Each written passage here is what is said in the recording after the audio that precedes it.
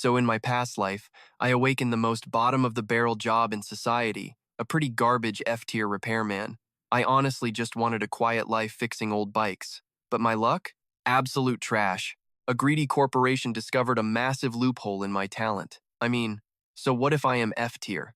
Hand me some rusty iron scrap, and with a few hammer hits, it becomes Excalibur. Give me some ripped fireball skill scroll. I patch it up with tape, and boom, it turns into a world-ending forbidden spell. Sure, my rank is F-tier, but my actual skills are God tier. Naturally, those greedy suits locked me in a dark basement. They chained me up to forge gear 24/7 like a dog. No pay, zero insurance, and definitely no vacation days.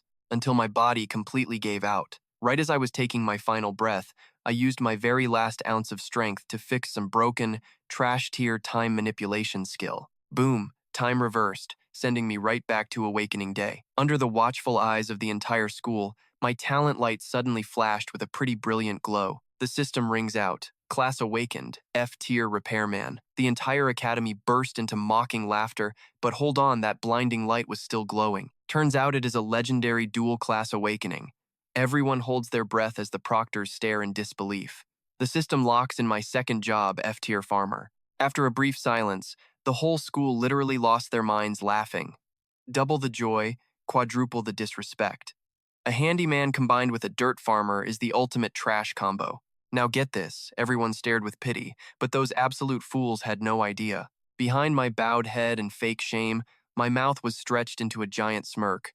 Cough, laughing right back at them. Go ahead, keep laughing, enjoy it while you still can. They only see a repairman hammering and a farmer planting. But what if you take an F-tier weed seed grown by a farmer and let a repairman modify it into a literal world tree? Exactly. Have you ever seen a legendary weapon grow out of a cabbage patch? Alright, enough hyping this up. Let our actual story officially begin. Today is the biggest milestone for any high schooler. Awakening Day, taking place right under the massive shadow of a towering, skyscraper-sized demonic rift. Inside a packed bus, excited students are shouting and clinging to the handrails, loudly gossiping about the pretty bright futures waiting for them. Suddenly, our young protagonist snaps awake, staring in utter shock at his surroundings as a crazy thought flashes through his mind. I really made it back. His memories rush back, and he realizes with a jolt that today is the day all high school seniors visit the Nanrong Demon Cave for their awakening, which means this is the exact moment, 2.5 years before Nanrong City gets completely wiped off the face of the earth. Let's recap a bit of history. 12 years ago, massive demonic rifts opened up worldwide, including this one in Nanrong, letting endless waves of brutal monsters pour out to slaughter humanity. But in a pretty cruel twist, when humans charged in with tanks, heavy artillery, and even nuclear weapons, they quickly realized that weird magic rendered all modern military gear completely useless. Eventually, people discovered a crucial truth. Anyone who turns 18 and gets close to a rift can awaken a unique class with legendary skills, giving humanity the power to finally beat down those beasts after years of bloody struggles. Humans finally locked down every single portal and started taking the fight directly to the demon world with swords. Because of this, human society underwent a pretty massive shift. A new system was established. Every high school student turning 18 is legally required to visit a demonic rift to awaken their class. Classes are split into combat, support, and crafting. Combat types are treated like absolute royalty, and support classes are highly sought after by everyone. Meanwhile, poor crafters are looked down on and treated like basic manual labor. To make matters worse, in his past life, our guy awakened as a pretty useless F-tier crafter. But fate did not completely abandon him, because his innate talent turned out to be a totally broken editing skill. By changing just a single letter in an item or skill name, he could instantly turn trash into a legendary treasure. The big mistake in his past life was foolishly showing off this power. Corrupt, powerful elites snatched him up instantly and forced him to rewrite countless items, turning piles of worthless, rusty scrap metal into brilliant, god-tier gear that made them insanely rich. Crazy, right? But that insane power also made them pretty terrified of what he could do. So instead of paying him, they threw him in prison, locked his leveling, and tried to control him completely. Until one night, a massive level 96 dragon boss suddenly breached the Nanrong Demon Cave, which was completely unprecedented. Ironically, that very day, our main character had finally ground his way up to level 70, entering humanity's elite ranks. Maybe someone realized he was no longer easy to control and wanted the monster to erase him. Facing certain death, he screamed and triggered his editing skill, changing resurrection to regression. And boom, that tweaked power sent his soul flying straight back into the past. Back to reality. The bus driver yells to snap him out of it. We are approaching the Nanrong Demon Cave. Get ready to unload. Standing in the crowd, he mutters with cold resolve, now that I am reborn. Who tried to kill me does not even matter. With this skill, the only person I can trust is myself. As the bus crosses the border, he makes a solemn vow never to reveal his secret editing power to anyone. He knows keeping his family, friends, and this city safe starts with keeping his mouth shut. Wearing a pretty confident smirk, he makes a final promise to silently grind and grow strong enough to save both himself and the city. The bus finally pulls up at the massive Awakening Plaza, home to the Grand Hunter Association headquarters of Nanrong. Stepping off, the other kids start whining. It is finally happening, but if I end up with some trash crafting class, my life is over. I would literally rather get the worst F-tier combat class. Meanwhile, our hidden genius, Jiang Yan, stretches and steps down as his classmates eagerly crowd around him. Jiang Yan was born with maxed out energy reserves, and he is top of the class in both academics and combat. I am so jealous of him. He is definitely going to awaken an overpowered combat class. Right. But there is always some hater, and the second-ranked classmate steps up to ruin the vibe.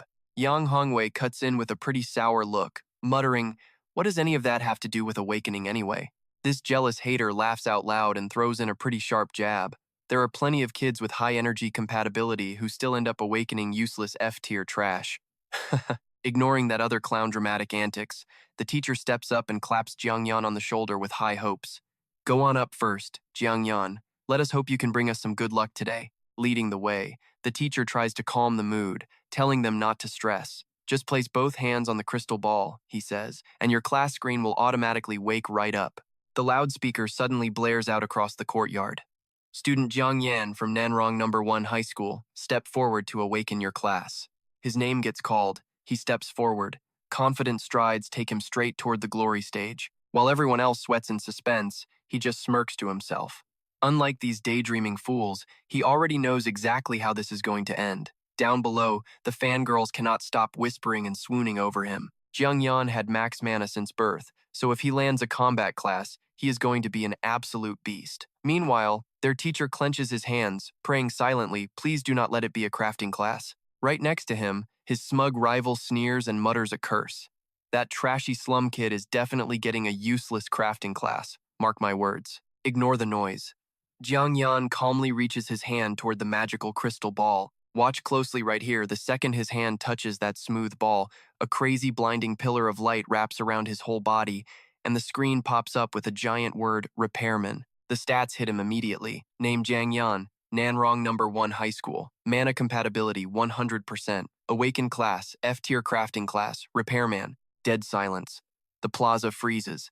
The teacher clutches his head, pacing in pure despair. Is this even possible? This kid worked his butt off, topping both written and combat exams with max mana, and he gets an F-tier?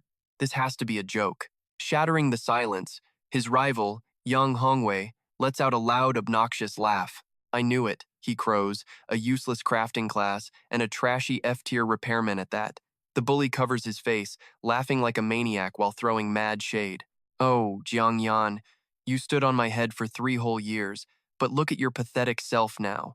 Feeling bad, the examiner nearby clears his throat to try and soften the blow. Honestly, a repairman is not even that bad, much better than landing a farmer class. You can just open up a gear repair shop and make a pretty decent living. Too late. Before those comforting words even land, the magic power from his body violently explodes again. The examiner's eyes pop out as he yells, "Wait up! The crystal ball is reacting again. He is awakening a second class." The teacher instantly snaps out of his funk, his eyes lighting up with fresh hope. You already know how insane a dual awakening is. Anyone with 2 classes is an instant god.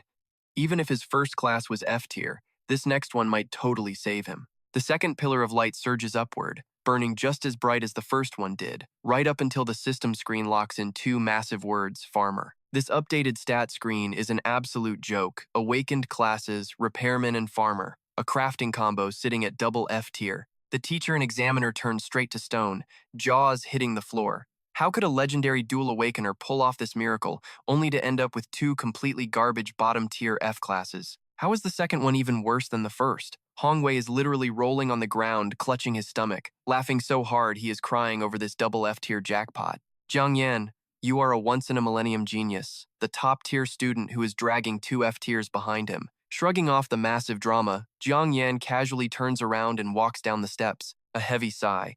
Pushing up his glasses, the teacher watches him leave with deep pity. Poor Jiang Yan. The kid is unbelievably unlucky. He should have been a legendary prodigy, but now he is just trash. The crowd whispers with deep pity, noting how he worked so hard to dominate both academics and fighting, only to end up like this, a cold smirk. Hidden in the dim light, Jiang Yan only sneers. Trash? Unlucky? Is that what they think? Sure, the classes I awakened are technically at the very bottom of the food chain, he thinks. Shoving his hands in his pockets, oozing cool confidence, he smiles. But what I actually unlocked is an absolute god-tier talent that defies fate. A hidden system screen pops up with glowing golden text. Repairman class innate talent edit, cost 100 mana. Here is the description. This skill lets the user modify a single character in the name of any talent, gear, or item. Once edited, the target becomes the newly named talent, gear, or item. Note, if the edited target belongs directly to the user, the success rate is a whopping 100%. If the target's level is higher than the user, success rate drops by 10% for each level of difference. In his past life, using this exact magic hack, he edited the farmer talent growth boost into revival, and the system literally handed him god-level resurrection magic that saved his own skin. Farmer innate talent growth boost. Cost 100 mana. Description speeds up plant growth by 10%. Talent successfully modified.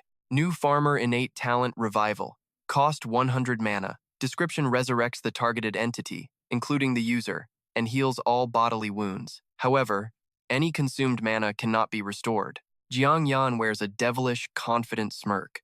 As long as he plays this card right, this insane skill is going to be his absolute ultimate trump card. Looking up at the massive rookie leaderboard on the screen, Jiang Yan lets his mouth curl into a calculating smile. Just wait and see, he thinks. I am going to sweep first place on both leaderboards and make all of you feel the absolute terror of being dominated by a trash F-tier class. After all, the top rewards are way beyond anything normal people can dream of. He vows to stand alone at the absolute peak in this life. Wasting zero time, he heads straight to the rookie training facility, the Rabbit Pit, built specifically for fast leveling. It is packed with incredibly weak, captive rift monsters designed for easy farming. It is totally safe, and the experience points are amazing for beginners. Plus, crushing the clear record here will bank him a massive pile of bonus points for the upcoming provincial rookie tournament. Striding forward with absolute confidence, he locks in his target. He is not just here to farm, he will smash that clear record and secure a ticket to a top-tier college. At the checkpoint, the staff member looks at his file with a pretty pitying expression.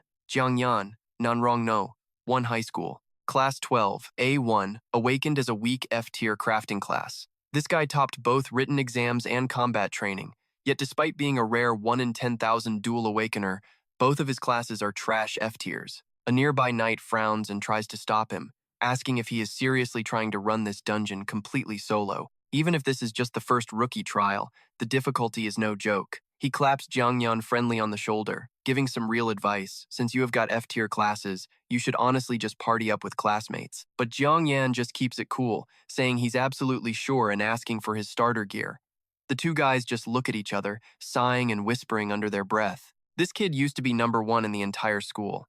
He probably still can't accept the brutal shock of awakening 2 trash F-rank classes. Feeling pretty sorry for him, the knight hands over the stuff anyway, telling him to just take his starter gear and go. Looking at the items, he remembers how his only gear in his past life was a level 1 iron sword giving +5 attack. This time he gets a bonus pair of level 1 leather boots for +3 speed.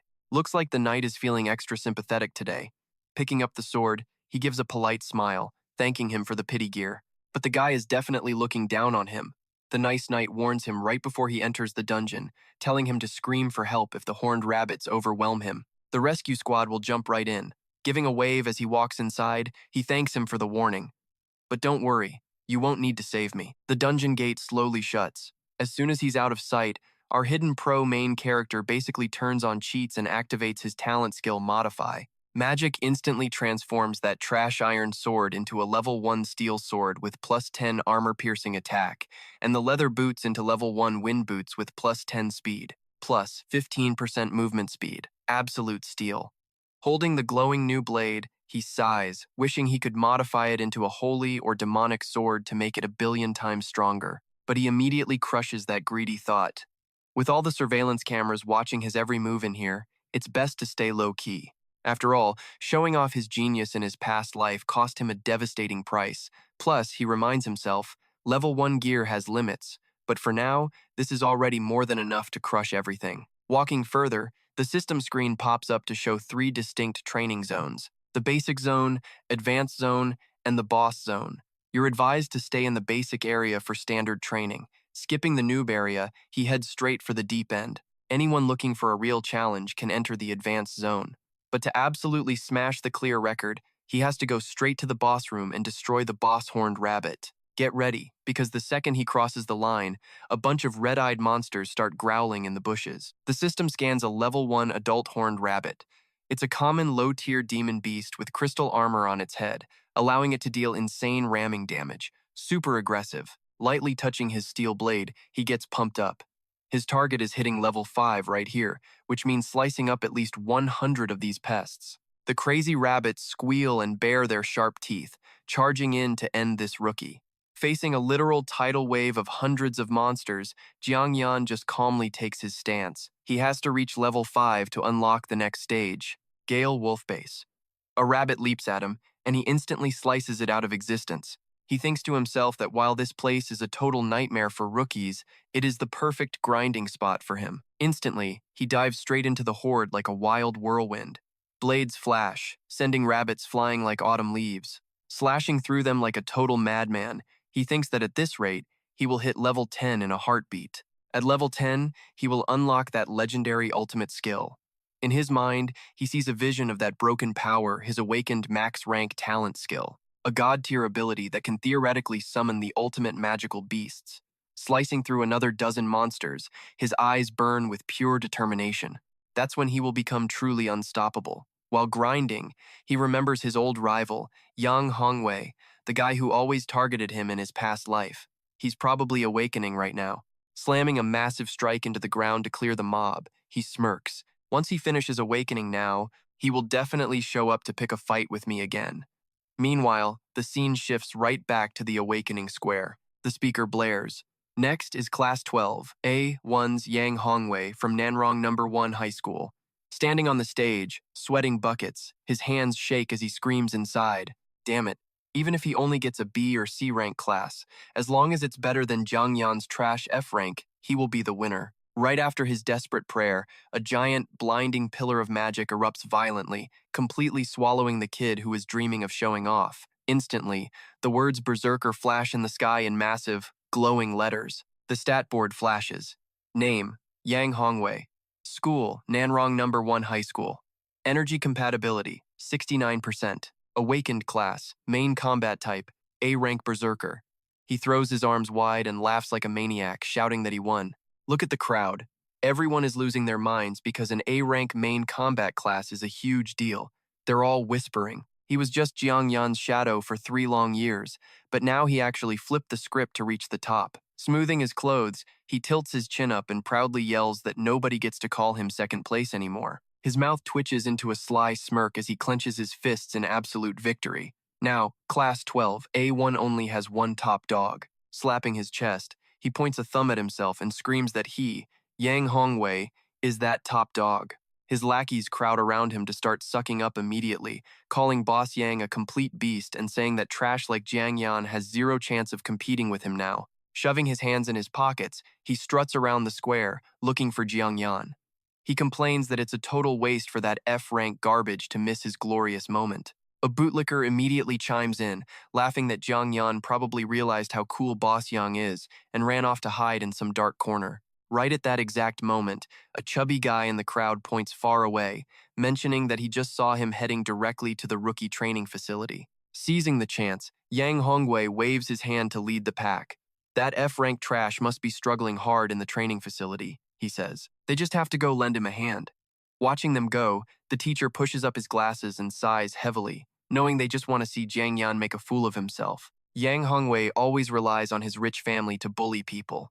Jiang Yan is really in for it this time. Memories of his favorite student make him feel even worse. That kid worked harder than anyone. The teacher often saw him studying in class until late at night, pushing himself to run on the track until it was painful to watch. He helplessly rubs his temples, remembering him in the energy training room too. Even when his pain tolerance hit the absolute limit, he never let out a single cry. Why does a kid who grinds this hard end up with the most useless F-class job?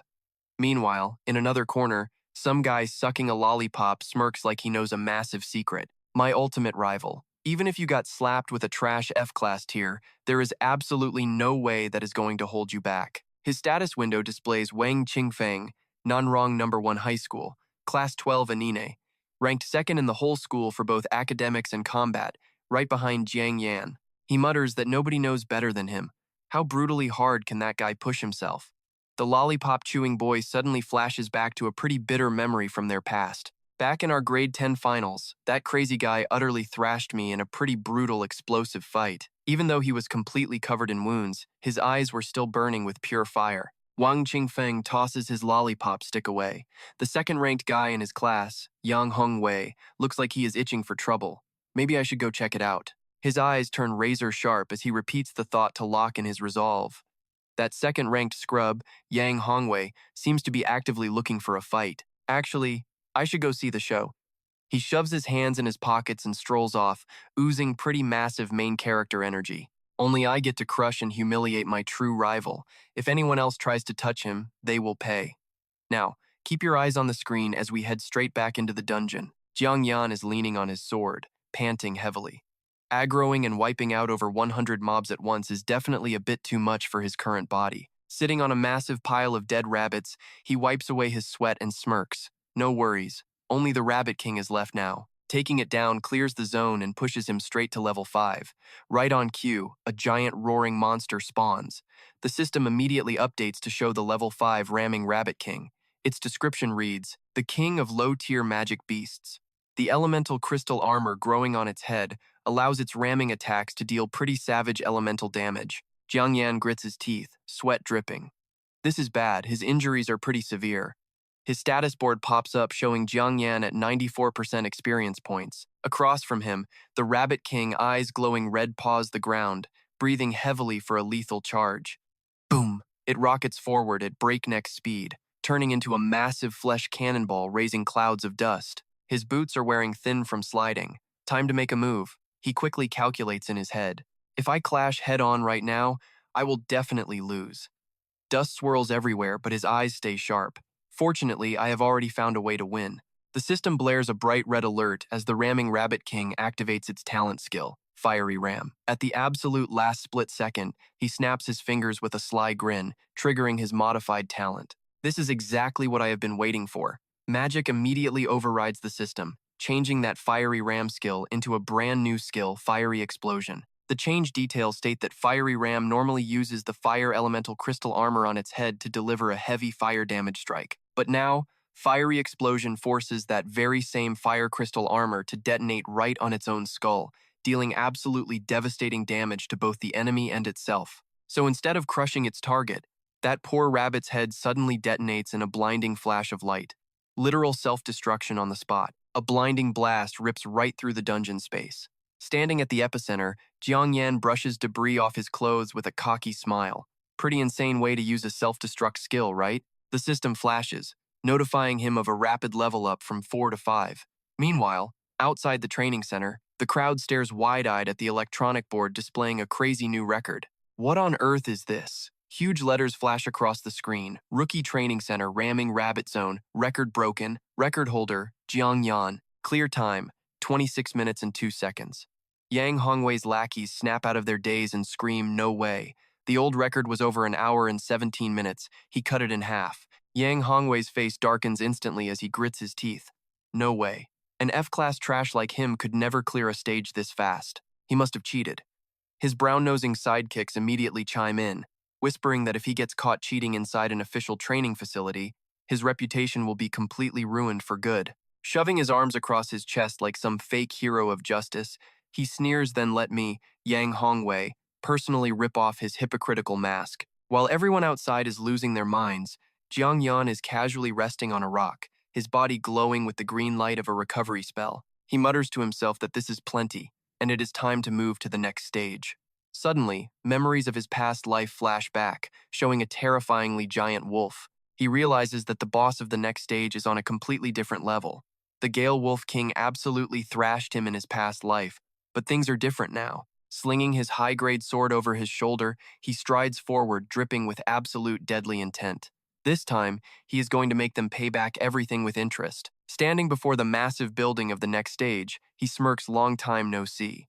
The Gale Wolf Zone is a total slaughterhouse for rookies. Keep in mind, normal wolves here are already around level 6 to 9, while their king sits comfortably at level 10. Meanwhile, rookies entering this place are maxed out around level 1 to 5, so an ordinary newbie stepping in here is basically just delivering themselves to a pretty painful torture. The ferocity of these Gale Wolves is honestly terrifying. Still, the bigger the storm, the sweeter the fruit, and the rewards here are just as insane as the monsters themselves. If you can survive grinding in this place, the experience you rake in is the absolute highest for this stage. If you manage to clear it by beating the Wolf King, you will instantly shoot all the way up to level 10. Just clearing this deadly zone once, boom, instantly hit the absolute peak of rookie glory. And that is not even all. The most incredible reward for reaching level 10 is unlocking a second talent skill, plus officially earning a wild permit to hunt and grind completely solo. Adjusting his collar, he notes that both benefits are extremely crucial for his path to supremacy. The sooner, the better. Back in reality, the Gatekeeper Knight looks at the young man with deep concern, asking if he is absolutely sure about challenging this zone completely solo. Normally, level 8 or 9 rookies need a 6-man party just to even think about coming here. He sighs, recalling a pretty tragic story. Once, an A-class genius rookie tried to show off by soloing this place, only to end up half dead. In the end, he could not even drag himself to the college entrance exams. Seeing his gentle advice fail, the knight's eyes turn ice cold, cutting straight to the brutal truth. Are you seriously trying to commit suicide, kid? Even with that F-rank garbage trash talk thrown right in his face, Jiang Yan keeps a totally calm smile. He thanks his senior for caring, but his mind is already made up. The knight grumbles, watching that skinny back walk casually into the portal's glowing light. Fine, who cares about you anyway? Go ahead and die, because I am done stopping you. Walking down the dungeon steps, he brushes off his jacket, feeling the sting of being looked down on. But his gaze immediately sharpens with pure determination. He is not stopping his grind to the top just because some stray dogs are barking on the side. Right then, a pack of bloodthirsty beasts catches his scent. They bare their razor-sharp fangs, howling bone-chilling shrieks before charging straight at their prey. Zero hesitation. The kid unsheathes his blade, accelerating right into the chaotic storm. He swings his glowing weapon, glittering with glitched pixels from his modifier skill, and smirks with a low growl. Been a while. Let us see how strong you actually are. Meanwhile, outside, the Gatekeeper Knight stands on the observation deck with crossed arms, shaking his head and muttering about how some people just love seeking out death. Seriously, what a world-class piece of trash. Did that brainless idiot really think rushing in like a maniac would magically turn him into some legendary prodigy? But as he looks at the surveillance monitor, his jaw drops as Jiang Yan starts slicing through monsters like butter. The wolf pack vaporizes in seconds, triggering a massive wave of 10 XP notifications. The stuttering knight cannot believe his eyes, wondering how this kid is making it look so effortless. Cold sweat drips down his face, his eyes wide with absolute horror. He stammeringly mutters that the kid has not even touched his main class skill yet. Gripping the steel railing until his knuckles turn white, the knight's entire worldview shatters. Look at his face, he is realizing. This kid is actually a hidden prodigy. A bit later, deep in the dark dungeon, fresh blood pools all over the cold floor. Jiang Yan sits casually on top of a massive pile of dead wolves, leaning on his sword as he catches his breath. Outside, the gatekeeper is sweating bullets, completely speechless at this insane display. He is a total genius. Remembering his earlier arrogant attitude, the guard scrambles to escape. He cannot face the kid after talking all that trash. If the kid walks out and sees him, the embarrassment will be way too much to handle. Meanwhile, back in the dungeon, a warm green healing light wraps around Jiang Yan. He mutters that the combat intensity here is no joke. Without his recovery skill, he would have died 100 times already. The system screen shows Jiang Yan is at level 9, just a tiny fraction away from leveling up. Scanning the bloody battlefield, he notes these wolves are way tougher than those basic rabbits. Their speed, power, and intelligence are on a whole different tier. Gripping his bloody arm, he grits his teeth. Even though the healing skill patches up his physical body, the actual pain of getting shredded does not fade, but that does not matter. Pulling his sword out of a dead wolf with a wet squelch, his eyes burn with absolute focus. Suddenly, a massive shadow looms over him. He growls if he wants to change his fate and reshape this world. A little pain is nothing. Now it is time for a clash of kings. Right in front of him, the massive Wolf King leaps forward with glowing blue eyes, triggering an immediate system warning. Level 10 Gale Wolf King, Lord of low-tier magical beasts. Its fur naturally resonates with the wind element, giving it a terrifying boost to its movement speed. Sweat dripping from his brow, Jiang Yan quickly analyzes the boss. It has two active skills, Wind Speed and Gale Claw. The stats are insane. Wind Speed boosts its speed by 20, while Gale Claw fires wind slashes from a distance to deal over 100% physical damage. He frowns, realizing there are barely any openings to hack these skills. Trying to force a glitch onto them right now might just backfire and cause a critical system error. The giant beast roars, charging straight at him like a literal hurricane. Jiang Yan wonders how to handle this, then suddenly rips off his shredded, annoying shirt in one clean motion. What else? Time to handle this like a real man. The sharp Gale Claw slashes through the air, heading straight for his face. Smirking arrogantly, he charges right back. Aside from having a literal god-tier cheat skill, he was also the top student in both academics and real combat back at school, buddy. With that, he lunges forward with his blade. Meanwhile, outside in the newbie rabbit area, things are looking rough. Yang Hongwei and his lackeys are gasping for air, looking absolutely pale. They almost died in there, luckily calling for help just in time to survive. The gatekeeper knight stands with hands on hips, scolding the arrogant rookies. How did a bunch of weaklings even dare to wander into the high-tier zone? Why did they not just grind peacefully in the basic area? Humiliated and furious, Yang Hongwei gnashes his teeth, wondering why his whole squad cannot even reach the boss room. How on earth did that trash Jiang Yan manage to clear it? He angrily punches his underling, screaming that the kid must have cheated his way through. Suddenly, the digital board flashes with a new notification: the Gale Wolf record has just been broken. Get this, it is Jiang Yan again with an insane clear time. The old record was over an hour and a half. Jiang Yan literally shaved off a whole hour. Staring at the glowing screen, Yang Hongwei shakes with pure, toxic jealousy. His face twists into a wicked grin as he mutters that since the kid cheated so blatantly, he is going to make him pay. He gestures for his crew to follow him. They are heading to the Gale Wolf Zone to cheer for their beloved classmate. He plans to completely ruin him this time. Meanwhile, back in the dungeon, a blood-soaked sword is driven straight through the skull of the massive Wolf King. The fight is over. Bathing in the golden glow of the level-up matrix, a shirtless, scarred Jiang Yan exhales, finally hitting level 10. His second innate skill is officially awakened. The system pings, notifying him that he has unlocked the craftsman class skill called durability. He also receives the farmer innate skill called grafting. His updated stats screen flashes. At level 10, his health sits at 220, mana at 1900, and attack power is up to 210. Thanks to his unique craftsman and farmer dual classes, he has unlocked powerful modifications like reconstruction, durability, and grafting. He lets out a quiet, satisfied smirk. The scarred youth mutters happily, glad to finally obtain this cheat skill. Time to shine. He triggers his talent, modifying things in a flash. His basic tree grafting skill gets magically warped into grafting everything.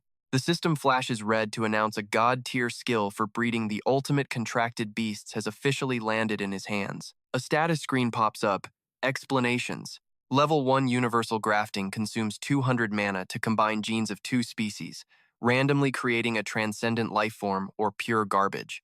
The current success rate is 10%. Note that higher levels allow grafting more species, massively raising the chances of breeding a god-tier beast. Stroking his chin, Jiang Yan maps out his future. He happily realizes that once this skill is fully maxed, the success rate hits a perfect 100%. Despite some limitations, this is easily the most broken god-tier talent ever. Suddenly, he imagines massive demonic beasts soaring through the sky. These already powerful monsters can actually gain even crazier racial abilities. Merging two A-rank beasts to create an absolutely broken S-rank monster is totally doable now. His smile grows pretty devious. Plus, if he uses a Beast Tamer scroll to bind them, he will get the most loyal, vicious battle pets imaginable. As old grudges creep back into his mind, his eyes instantly turn ice cold. All those massive achievements you guys stole by ruthlessly exploiting me in my past life. Dark memories flash back. He was just a pathetic shadow kneeling to repair gear for those powerful scumbags. Gripping his bloody sword tight, he roars in his mind that in this life, everything is going to become his own absolute, unchallenged power. Slinging his sword, he nods at the dead wolves. Not bad. Time to head back. Suddenly, a glowing green stone rolls out of a carcass, making his eyes light up. A magic crystal actually dropped. These things are worth a serious fortune. The drop rate is insanely low, but fusing them into gear gives crazy strong stat buffs. He clicks his tongue in regret, knowing any crystals found in this training ground belong to the association. But no worries. Now that he hit level 10, he is fully cleared to step out into the wild zone beyond the Devil Rift. Just thinking about hunting freely makes him grin. Every single crystal or monster drop out there will go straight into his own pocket. His empty wallet problem is basically solved. But as he is daydreaming, a sharp pain drags him right back to reality. Man, this wound is not fatal, so his auto-heal rebirth talent won't even trigger to patch him up. Going to a hospital costs a ridiculous amount of money, and he is completely flat broke. Staring down at the bleeding scratch on his chest, a totally wild idea suddenly flashes through his head. Get this. He actually wonders if he should just stab himself to trigger his rebirth and max out his health. Looking over at the knights cleaning up nearby, he quickly kills that crazy idea. Slitting his own throat right in front of these gate guards would definitely trigger some major panic and blow his cover. Nodding to himself, he decides to find a completely quiet, empty spot to end his life. No sooner said than done. Armed with the most ridiculous healing logic ever, he casually walks out of the dungeon gate. But the moment he steps into the plaza, an unbelievably massive crowd smack in front of him catches him completely off guard. He blinks blankly, wondering why on earth a massive crowd has suddenly gathered here of all places. Before he can even react, a guy in the crowd points and screams out to look. It is Jiang Yan, the rookie who just broke the record.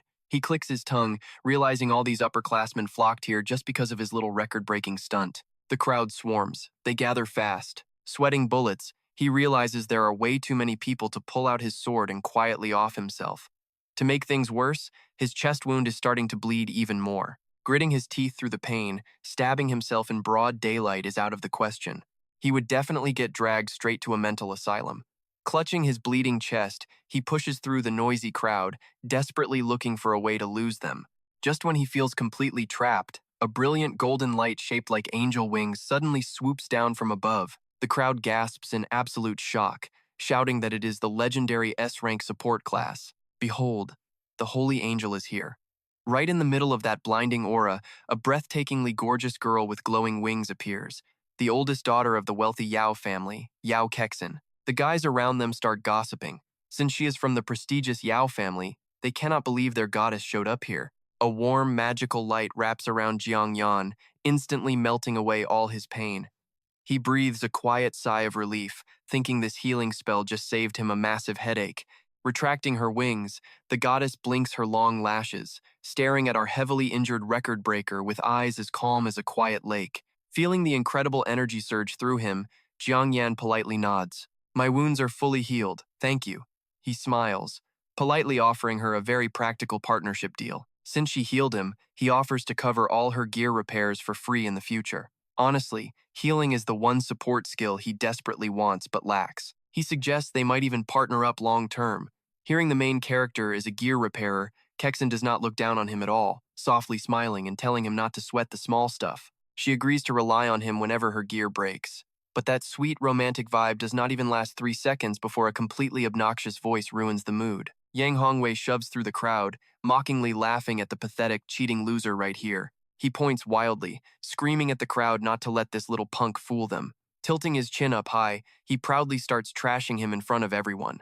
That lightning-fast speedrun record of his is actually just a cheap, dirty hack, because deep down, he is nothing but trash carrying 2 pathetic F-rank classes. The crowd instantly gapes in shock, murmuring in disbelief. An F-rank awakened user? But a crafter has 0 actual fighting power. Their hushed whispers grow louder. How could a guy like that solo clear a dungeon and even shatter the record? Seeing the crowd turn on Jiang Yan, Yang Hongwei confidently puts his hands on his hips and loudly claims it is totally impossible, unless he used overpowered gear to basically hack the game. He steps forward, getting right in Jiang Yan's face with a contemptuous smirk, asking if after 3 years of struggling to beat him in high school, he is now resorting to pathetic tricks just to pull ahead. Pointing a mocking finger at Jiang Yan, he shouts to the entire crowd that everyone here knows this kid is completely dirt poor. This dude is shameless. He points straight at his face. He accuses him of stealing financial aid money to buy his gear, instantly turning the crowd furious over someone scamming funds meant for the poor, calling it absolutely disgusting. Oh, so that is how it is? Jiang Yan crosses his arms, closes his eyes, and laughs sarcastically. Interesting. So you want me to prove I did not cheat? Is that it? The bait worked. Yang Hongwei yells out in victory. Exactly. Strip off that cheat gear of yours and fight me fair and square right now. He points a thumb at his chest with a cocky grin, saying if you win, it proves you did not cheat. Just as the tension peaks, Kexen rushes in, shielding Jiangyan.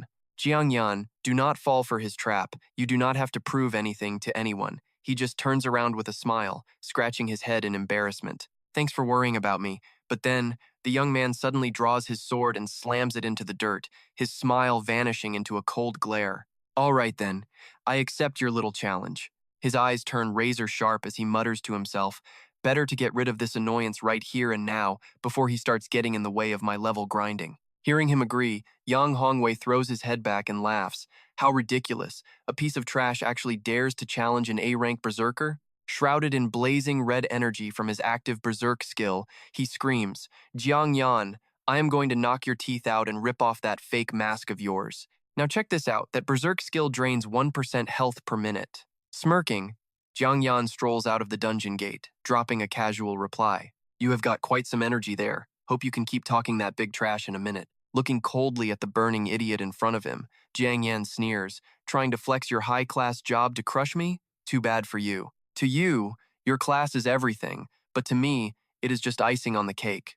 Cracking his knuckles, he casually announces, let me give you a proper lesson to clear your head. A truly strong person is strong even without awakening a class. The bully powers up, his red aura erupting like a volcano as he prepares to tear him apart. Watching from the sidelines, Kexen goes pale with worry, clutching her hands tightly. An F-rank crafter going up against an A-rank combat class is not even remotely fair.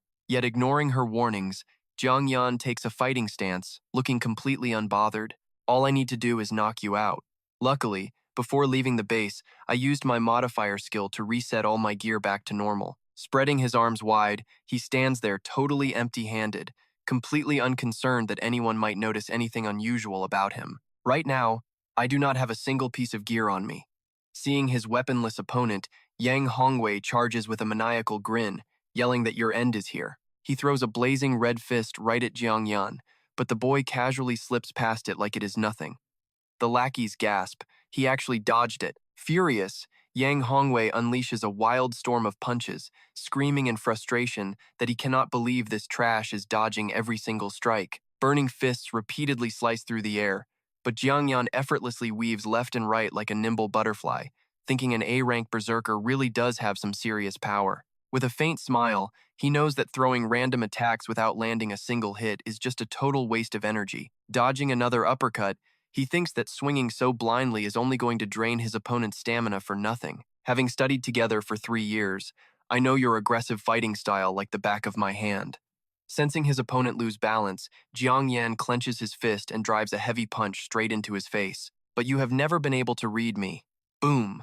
A brutal crack echoes through the air. Taking a direct hit, nosebleeds spraying everywhere and teeth flying, he stumbles back, roaring in agony. How on earth is this happening? That powerful strike sends the berserker flying backward, crashing hard onto the ground while hundreds of eyes watch in shock. His lackeys panic and scream out for their boss. Talk about an absolute shutdown. Jiang Yan dusts off his hands, dropping a cold, savage line. Looks like in the end, I am still one step ahead of you. The crowd erupts. The sidekicks grab their heads in despair. This makes absolutely no sense. How does an F-rank crafter knock down an A-rank berserker with one punch? Having dealt with his rival, Jiang Yan calmly brushes off his clothes, realizing there is absolutely no reason to waste any more time here. Slinging his sword over his shoulder, he walks off through the crowd with his head held high, planning to head out to the wild lands and grab some decent gear first. A confident smirk plays on his lips, because with his modifier skill, getting top-tier gear is not going to be an issue at all. Rubbing his neck, he calculates his next move. Since he returned the association's starter gear, he first needs to buy some cheap items to use as upgrade templates. He might have to check out the street stalls. Opening his wallet, he looks down gloomily at the few miserable copper coins sitting in his hand. But with his empty wallet, even browsing the stalls feels like a struggle. Suddenly, a fist flies out of nowhere from behind, aiming right at his head. Without any panic, Jiang Yan casually reaches out, catching the fist instantly. Glaring at the attacker, he complains, "Is this stupid prank of yours starting up again?" Wang Qingfeng strolls up with a loud laugh. Impressive. As expected from the guy who dominated rank 1 in both theory and combat for 3 straight years. He raises a hand in a friendly greeting, throwing a drink, catch this, rival. Popping open the can, Jiang Yan asks directly, "You watched me beat down Yang Hongwei, right?" Wang Qingfeng shrugs, "Of course I did, and if you had not handled him yourself, I would have stepped in to save you." His gaze turns serious. "After all, you are the only rival I acknowledge, unlike that absolute garbage Yang Hongwei, who I would not even spare a glance." Jiang Yan smiles faintly, giving a mysterious reply. "But back then, I was not even trying." Those words take them both back to their 10th grade duel. Back then, Wang Qingfeng was completely beaten black and blue, raising his hands in defeat. Back to the present, Jiang Yan takes a sip of his drink, teasing his friend. He looks at his classmate, lowering his voice sincerely, "You deliberately let me have that top scholarship, did you not? I mean, you are incredibly wealthy anyway, so you do not need that spare change." Qingfeng chuckles, waving it off, "Not at all. Your eyes just looked too brutal back then." Jiang Yan raises an eyebrow, testing him. "So, if we clash in the national rookie tournament this year, are you going to forfeit again?" Wang Qingfeng flashes a bright but competitive grin. "Keep dreaming. That is never happening. This year, I am going to knock your teeth out so fast you won't even find them." Their eyes clash with sparks of pure hype. Jiang Yan clinks his can with a sharp snap. "All right then. I will bring everything I have got to face you." With that, Qingfeng suddenly whips out a flex-worthy black card and tosses it over to Jiang Yan. "There is 2,000 yuan in there. Consider it payment for your speedrun strat in the Stormwolf zone." The rich kid turns to leave, waving back. "Make sure you write down that strategy soon." Snatching the black card out of the air, Jiang Yan watches his buddy walk off and quietly says, "Absolutely." He grins, etching this favor deep into his mind. "I will remember this debt, and one day I am definitely paying you back 10 times over." Pocketing the card, his mood instantly brightens up. Now that he has got some funding, it is finally time to go hunting through the street stalls. Speeding up with pure excitement, he licks his lips to see what treasures are waiting to be snatched. Soon, he plunges right into the chaotic, sprawling underground black market. It is claustrophobic but packed with people. Walking past messy, tarp-covered stalls, he searches his memory. This is the cheapest black market he knows of. Most of this stuff is basic trash, making the chances of finding hidden gold pretty slim. But his eyes go sharp like a hawk because it is not entirely impossible. He stops at a sketchy-looking stall where a shady owner in sunglasses sits idle next to a sloppy cardboard sign advertising used weapons. Instantly catching Jiang Yan's eye is a sword radiating a bone-chilling frost. It is a demon-slaying blade embedded with a Stormwolf magic crystal. The stats show a level 10 E-rank gear with 72% durability. Melee strikes come with a freezing slow effect, which is pretty sweet. Seeing a buyer, the owner barks out 18,000 yuan. That is the lowest price. If the durability were at 100%, it would be 25,000 minimum. Jiang Yan breaks a sweat, groaning internally. Knew it. Overpriced as hell. Shifting his gaze to a trashy, rusted sword sitting nearby, he asks, "How about this one?" The lazy seller grunts, "That one is 5,000, E-rank bronze sword." Jiang Yan's mouth twitches into a grin as he throws down a lightning-fast bargain. "If I restore that demon-slaying sword's durability back to max, you throw in this bronze sword for free. Deal?" The shopkeeper jumps, sliding his sunglasses down to stare at this high school kid. "What? You can actually do that?"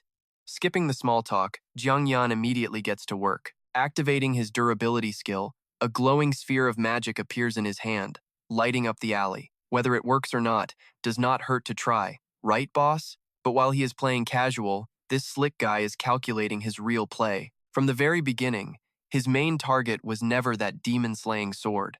Not even close. His eyes lock onto the rusted piece of trash, flashing with greed. "My real goal is the blue steel sword hidden right beneath this fake disguise. Now pay close attention. With just a single basic edit using his god-tier skill, he is going to transform this scrap metal into a legendary artifact that will shake the world."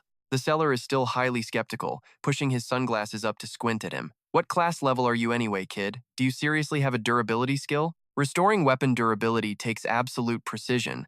The difficulty is seriously next level. The shopkeeper smirks mockingly, looking at the glowing magic orb in Jiang Yan's hand and labeling him as just a bottom-tier, F-rank technical class repairman. Puffing his chest out proudly, he flexes hard on the kid.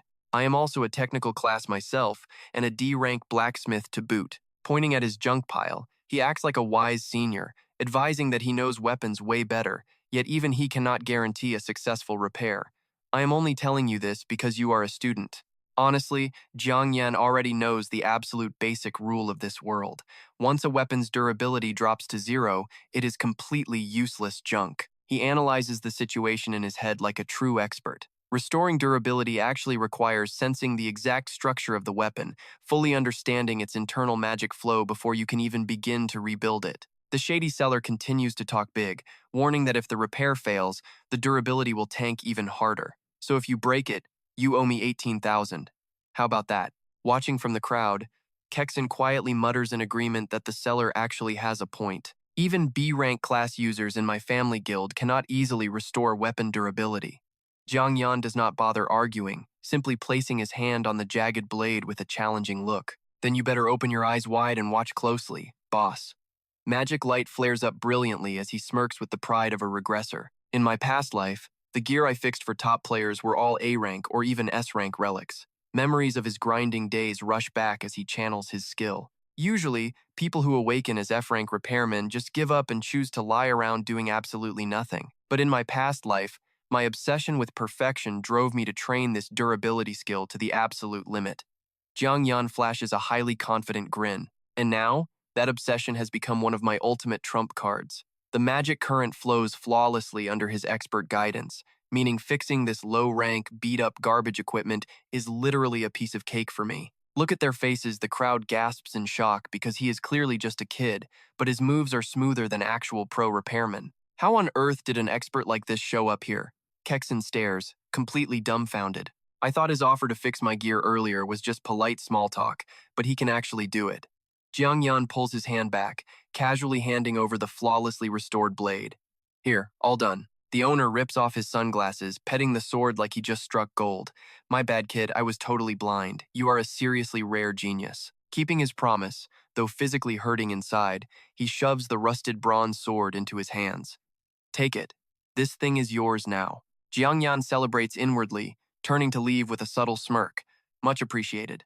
Next up, with just a single character edit, this thing is going to instantly transform into a pseudo-divine weapon. Instantly, his hand flashes as his god-tier edit skill activates, and the system notifies him that the cheap name is getting replaced, swapping steel for crimson. The steel sword transforms into the crimson rainbow sword. Its radiant, glorious beauty flashes brilliantly in the mind of this highly ambitious guy. That right there is a legendary sword from ancient times, having fought alongside a god general through life and death, charging right through enemy lines. Stashing the priceless treasure in his inventory, the young guy starts doing some real-world math.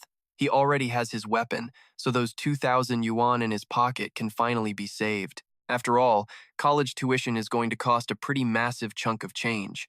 His eyes soften up as he thinks about his little sister. Ever since their parents passed away so suddenly, she still has not fully gotten over the shock. He lets out a heavy sigh, carrying the heavy burden of being an older brother. Even though he knows her future is going to be incredibly legendary, right now she is still just a closed-off kid. Before heading off to college, he definitely needs to scrape together some living expenses for his silly sister. Suddenly, a voice asks if classmate Jiang Yan can be hired to carry her through some levels. Snapped out of his thoughts, Jiang Yan turns around and raises an eyebrow. This voice sounds super familiar. Turns out it is that insanely pretty girl from the crowd earlier. She throws out a number that almost makes him choke. If he agrees, she will pay him 50,000 yuan just to boost her up to level 10. How could Jiang Yan pass up such a sweet deal? He easily agrees, making the girl sigh in relief. She says it is absolutely awesome. But wait, look at that smirk. He is totally celebrating inside because some serious cash just walked right up to him. And she is not even done yet. This young rich girl immediately turns to the weapon stall to do some shopping. She tells the owner she wants to buy that exorcism sword right there. The greedy shopkeeper instantly puts on an arrogant face, shouting out a crazy price of 25,000 yuan. He asks if she is sure, since its durability is at 100%. Kexen casually pulls a stack of cash straight out of thin air, making the guy break a sweat. She tells him to count it. The shopkeeper gapes in shock. She has a storage ring. It turns out she is a rich heiress from an incredibly elite family. The shopkeeper immediately bows down, presenting the exorcism sword with both hands like he is offering it to a literal god. He begs her to accept it. Jiangyan watches this shameless double-take and rolls his eyes. These street vendors really act like they have never seen a wealthy person before. One look at her clothes says she is wearing pure luxury brands. Otherwise, how could he ever believe she could actually pay him 50,000 yuan so easily? With the cash paid, Kexen uses both hands to lug the giant heavy sword around, wobbling back and forth in a way that looks pretty adorable. But Jiang Yan is already plotting a much bigger move in his head. While carrying her through levels, he can totally make use of her insane support skills. He can challenge a boss he never dared to face in his past life, and maybe grab another level up. Struggling to his side, she pants heavily and shyly hands over the sword. She tells him it is a small gift and begs him not to reject it. Jiangyan is completely stunned for a second, feeling pretty touched that she bought it just for him. Wow, this rich girl actually knows how to treat people right. Without putting on any fake airs, our guy takes the heavy exorcism sword as if it weighs absolutely nothing. He tells her he won't stand on ceremony, making her smile and thank him.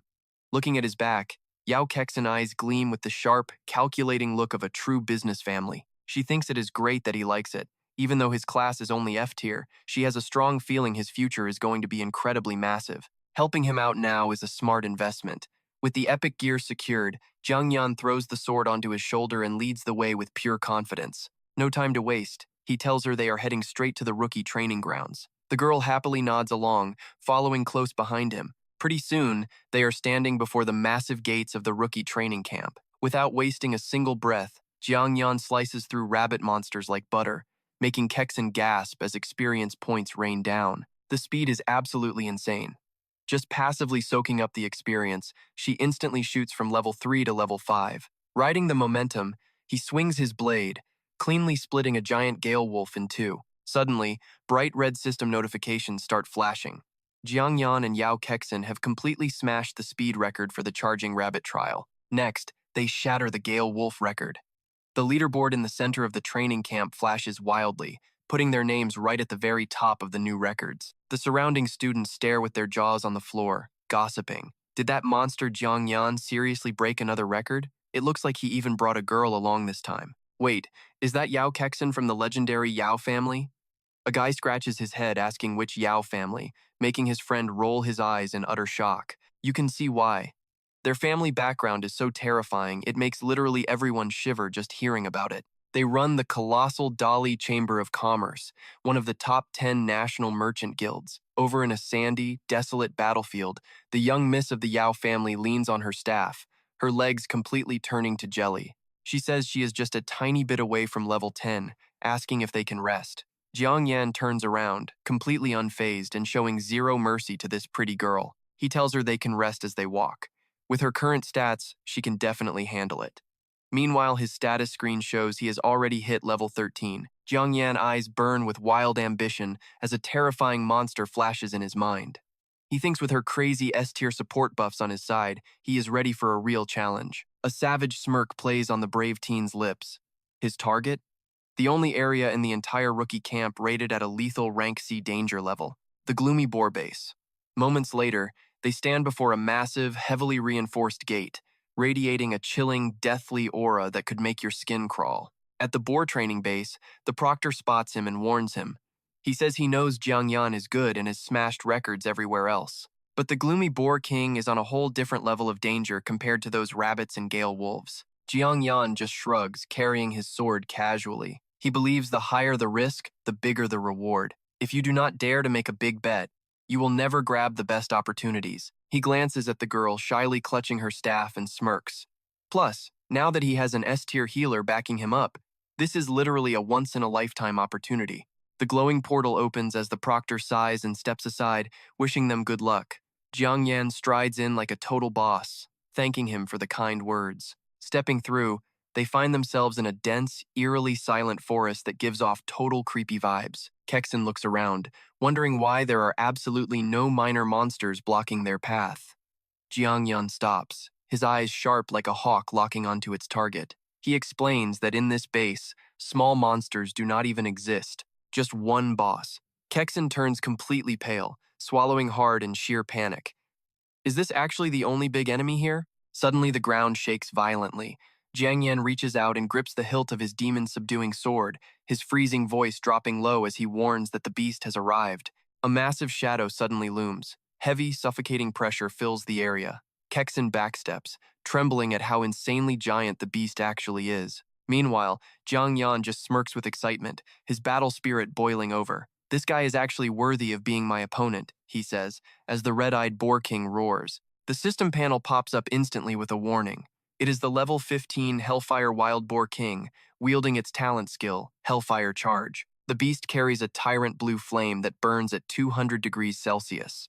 Stepping into a defensive stance, he coldly instructs his support healer behind him to get ready and cast Holy Light to heal him. Kexen nods seriously, agreeing to help. Without giving the beast any time to make a move, Jiang Yan charges straight forward like a wind-cutting arrow, facing down the powerful monster. He leaps high into the air, pouring all his strength into his legs to seize the initiative. Swinging his blade in a sharp crescent arc, he uses gravity and spin to aim right for its neck. But that cunning boar almost seems to smell his killing intent, quickly tossing its head up to push back. Their forces collide, sending bright sparks flying wildly through the air. Jiang Yan frowns, planning his next move. The beast jumped up. No clean neck slice here. This pig is pretty smart. Watch closely, our smart guy immediately cooks up a ridiculously genius plan. Let us see what cheat code move he pulls off now in midair. If he modifies the name of his Azure Steel Sword, Yao Kexen will absolutely never notice it. His eyes flash with a dark glow, chanting his familiar command to trigger his editor skill. Golden light wraps around the blade as the word steel bends into rainbow. Jiang Yan smirks, shouting out that his Azure Steel Sword is now modified into the Azure Rainbow Sword. You block the steel sword, but you stand absolutely zero chance against the rainbow one. In an instant, his cheap trash weapon gets upgraded into an A+ rank treasure disguised as an A rank. The description says it is a replica of a legendary general's sword, but even as a copy, it packs some incredibly destructive power, boosting his attack by 300, armor penetration by 90, and a passive 60 agility, plus a 3% chance to ignore armor and slice right through. Analyzing the situation logically, he realizes that even a broken skill like his editor cannot completely break physical laws to create a real divine weapon out of nothing. Still, this is a massive win for him. For now, this cheat-like buff is more than enough to get the job done. With his attack power multiplied by 5, added armor pierce, speed boosts, and a broken passive skill, the Azure Rainbow Sword swings down hard enough to rip open the sky. Now the advantage is mine. His razor-sharp blade sweeps across, cleanly slicing off the monster's giant tusk that was supposed to be hard as steel. The Boar King squeals in absolute agony, the blue flames covering its body exploding violently out of sheer rage. Instantly, Jiang Yan reverts the sword back to its original name, muttering to himself that he must not let Yao Kexen notice anything suspicious. Watching from afar, the girl cannot believe her eyes. Can an E-rank weapon actually pull off something this insane? Cutting through the boss's hardest tusk with a single strike is just unreal. Her rich girl brain immediately starts making up a crazy theory. No way. It cannot be the E-rank sword. This has to be because of Jiang Yan himself. She stares at his back with absolute worship. It is because he is just too strong. An F-rank class breaking all these records means his combat skills must easily surpass normal combat classes. Jiang Yan looks back at her completely blank expression and breaks into a sweat. He realizes she is definitely imagining something wild again, but why is she just standing there frozen? He yells loudly to snap his sleepwalking healer back to reality.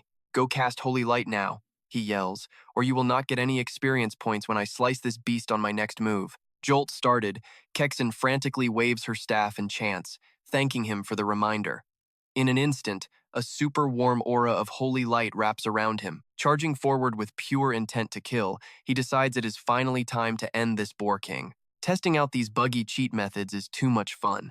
Activating his editor skill right in the middle of combat is actually a pretty fresh way to attack. Staring at his demon-subduing blade, his hands start itching to try something stupid again. For his next strike, what if he changes its name? What can demon-subduing blade become? Demon God? Demon King? Or maybe God-subduing blade? Pausing for a second, he rationally shuts down that crazy idea. Those names have a tier that is way too high. If the edit fails or backfires, it is not worth the risk. Meanwhile, the boss has gone completely feral, covered in roaring blue flames for its ultimate attack.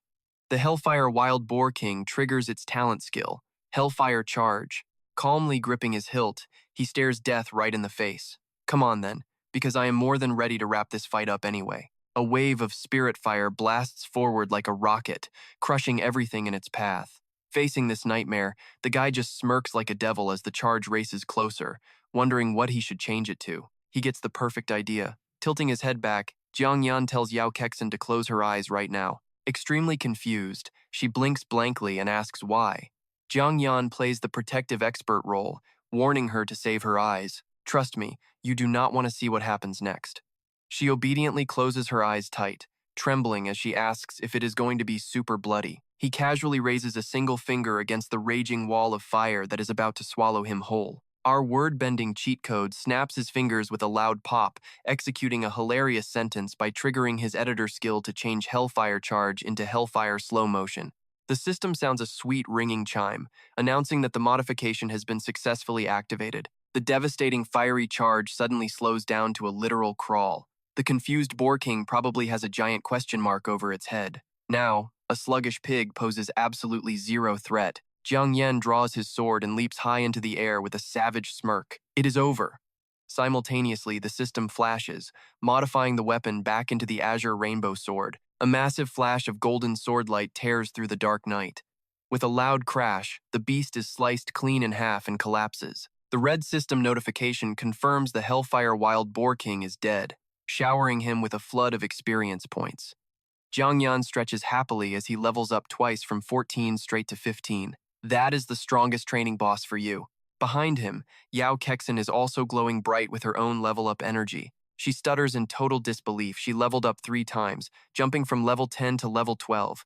Jiang Yan, did you seriously just slaughter that boss all by yourself? In reality, our sneaky MC told her to close her eyes just so she wouldn't see him use his broken modifier skill. Seeing this rich girl completely dazed, he silently gives her a perfect 10. She actually listens. She is loaded with cash, and she hears talk about a rare, top-tier teammate. Since he will need a party for future dungeons, he might keep her in mind. Clearing his throat to sound professional, he says she can open her eyes now because the commission is complete. Just look at her reaction. She slowly opens her eyes, only to see the massive, lifeless body of the once mighty Boar King lying right there. She gasps in shock. He actually pulled it off. Her mind is basically exploding with admiration, because soloing a beast that massive is just on a completely different level of legendary. Jiang Yan casually shoulders his sword and walks off, saying the job is done, while Kexin quickly rushes to catch up. Staring at his cold, ruthless back, her hyperactive imagination immediately turns him into a glorious savior. He is such an insane genius, yet he is still so reliable and sweet about their deal. Suddenly, remembering something super important, she nervously calls out for him to wait. Jiang Yan raises an eyebrow and turns. Kexin shyly hands over a small box, offering him his promised fee along with a little extra gift. His eyes widen as he recognizes top-tier loot. It is a storage ring. You literally need rare crystals infused with permanent spatial magic just to craft one of these high-end items. This insanely useful gear completely breaks the laws of physics to store your stuff. Even though he is drooling inside, our guy keeps his cool and waves it away. He tells her it is way too valuable to accept. A basic storage ring with just 1 cubic meter of space already costs hundreds of thousands of dollars on the market. Kexin insists, pushing it into his hands with total rich girl sincerity. She says he needs it more, and boosting her 2 extra levels means he totally earned this reward. Jiang Yan smirks that is a pretty solid excuse, since he plans to grind levels outside the city soon anyway. Having this luxury tool would be insanely convenient, so he finally takes it. But his pride as a strong player kicks in, and he decides to make a fair deal to compensate. He promises that as long as it does not cross his moral lines, he will owe her one unconditional favor. Transaction finished, they stroll out of the dim forest. He says it is time to head back since the grind is over, and she happily nods. The moment they exit the base, the crowd is buzzing around the leaderboards. This year's rookie level-up race is looking absolutely brutal. That makes sense, since Nanrong City is packed with S-Class and A-Class combat players this year, especially the students over at Nanrong No. 7 High School. Rumor is they awakened 3 S-Class combat classes at once. Looking at his name, Jiang Yan, sitting at level 15 and dominating the top spot, he crosses his arms, knowing his lead won't last. Besides, the rivals breathing down his neck are all top-tier awakened freaks with insane potential. These geniuses are no joke, like Li Yufeng from High School Number 3, an S-class sword saint dubbed the absolute king of close-quarters combat. Then there is Jiang Hong from High School Number 9, an A-class flame fighter with massive attack power, and Lu Yuan, a super-agile S-class wind assassin specializing in blitz raids. Talk about a stacked roster. Our guy's eyes just flash with total hunting mode. They were all legendary figures in his past life. To dominate Nanrong's top 100 ranking, they will definitely be obstacles, but a confident smirk plays on his lips. He honestly cannot wait to fight them. But suddenly, a warm memory of his family flashes across his mind. His gaze softens as reality hits him hard. It is finally time to make a trip back home. Memories of his past life cut like a knife. Back then, shady figures exploited him, leaving his little sister to grow up entirely alone. In this life, he is going to make things right. He waves a quick goodbye to his rich client, telling her he has some private business to take care of first. Kexen waves back reluctantly, telling him goodbye and wishing they can jump into another dungeon raid together soon. Under the golden sunset, he walks back into the rundown slums. In his past life, after being taken away, he never got to return home. News about his sister was always just scattered rumors fed to him by others. He knows her potential that she eventually awakens a strong A-class class. But the current Jiang Yao, the front door squeaks open, breaking the silence of their tiny home. A skinny girl greets him with a flat, lifeless voice. She quietly tells her big brother dinner is ready. The system reveals Jiang Yao is 15, a middle schooler who currently struggles to connect with the world. Looking at their simple, cheap meal, Jiang Yan sighs. Ever since their parents died in the demonic rift, she has been trapped in this dark, gloomy shell. Memories of their happy family 3 years ago flash back. Before their parents passed away, she was a completely different person. Back then, Jiang Yao was way more cheerful and energetic. The harsh reality of this monster-filled world completely stole her smile. Losing their parents so suddenly was just too much for her. Mid-bite, Jiang Yao suddenly drops her chopsticks and calmly says she plans to drop out. Jiang Yan freezes, staring at his sister. He asks why, frowning like a strict older brother since her high school entrance exams are coming up. Her academic and physical scores are both straight A grades, so why drop out with marks that good? She looks down, poking at her food. She admits she saw the rankings and that he is holding the top spot for Nanrong's rookie class, her voice filled with pride and sadness. Her big brother always pushes himself, and she knows he will become an unstoppable powerhouse who protects the entire world. But her next words bleed with insecurity, saying even with straight A grades, someone as weak and useless as her will never amount to anything. Her grip on her shirt tightens as she mutters about dropping out early to work. She just wants to earn a little cash to help support their family. Hearing that, Jiang Yan sighs, his sharp eyes cutting right through his sister's fake excuse. He knows she is totally capping. He tells her to stop the lies and give him the real reason. Suddenly, the creaky wooden door rattles, completely shattering the tense vibe. A middle-aged guy holding a briefcase pokes his head inside with an awkward smile, waving hello to Jiang Yao. Seeing the siblings eating dinner with absolute death glares, the guy awkwardly rubs his neck. He asks if he came at a bad time. Yet he shamelessly plops onto their sofa anyway, whining about how brutal his life is. He whines that his loan company is basically going under, otherwise he would never show up to demand the cash. Meanwhile, Jiang Yan is quietly digging through his memories of this creditor. This is Uncle Quan, the sketchy boss of an emergency loan shark company. To survive the past 2 years, Jiang Yan and his sister had to borrow a ton of cash from him. Seeing his sister acting unusually terrified and submissive, Jiang Yan instantly connects the dots. Uncle Quan definitely came by earlier today. This is the real, heartbreaking reason she wanted to drop out. Now he finally gets it. Heartbreak hits him as he looks at his tiny sister. She saw his insane potential, knew he had a future, but knew they had zero money to pay for college. A bitter smile slips out as he looks at her. This sweet, dumb girl just does not want to be a burden to him anymore. She would rather trash her own future and work till she drops, just to grind out the cash to send him to college. Get ready for this. Jiang Yan stands up, exuding pure boss energy as he cuts right to the chase, asking exactly how much they owe from the past 2 years. The uncle rubs his head, acting like it is a tough calculation, but the math is already set. He tells them the principal alone is over 43,000. Uncle Quan starts rambling about how he knows their situation is tough, but before he can even finish, Jiang Yan slaps a sleek black card right into his hand. He tells him there is 50,000 in there, and the extra 6,000 is for interest. The loan shark stammers with wide eyes, asking if it is really 50,000. Meanwhile, Jiang Yao sits frozen like a statue, staring at her brother in absolute disbelief. She asks where on earth he got 50,000 yuan.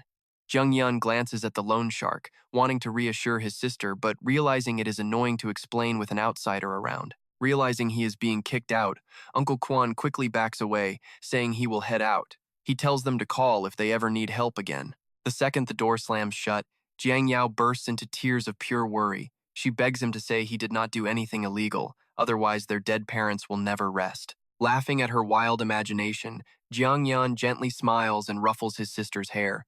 He assures her that his money was earned completely clean, using nothing but his own skills. Radiating pure, unshakable confidence, he boldly tells her that she never has to worry about money again. He claims he is going to be the top rookie in all of Nanrong, winning the college entrance exams for a massive prize of 300,000 yuan.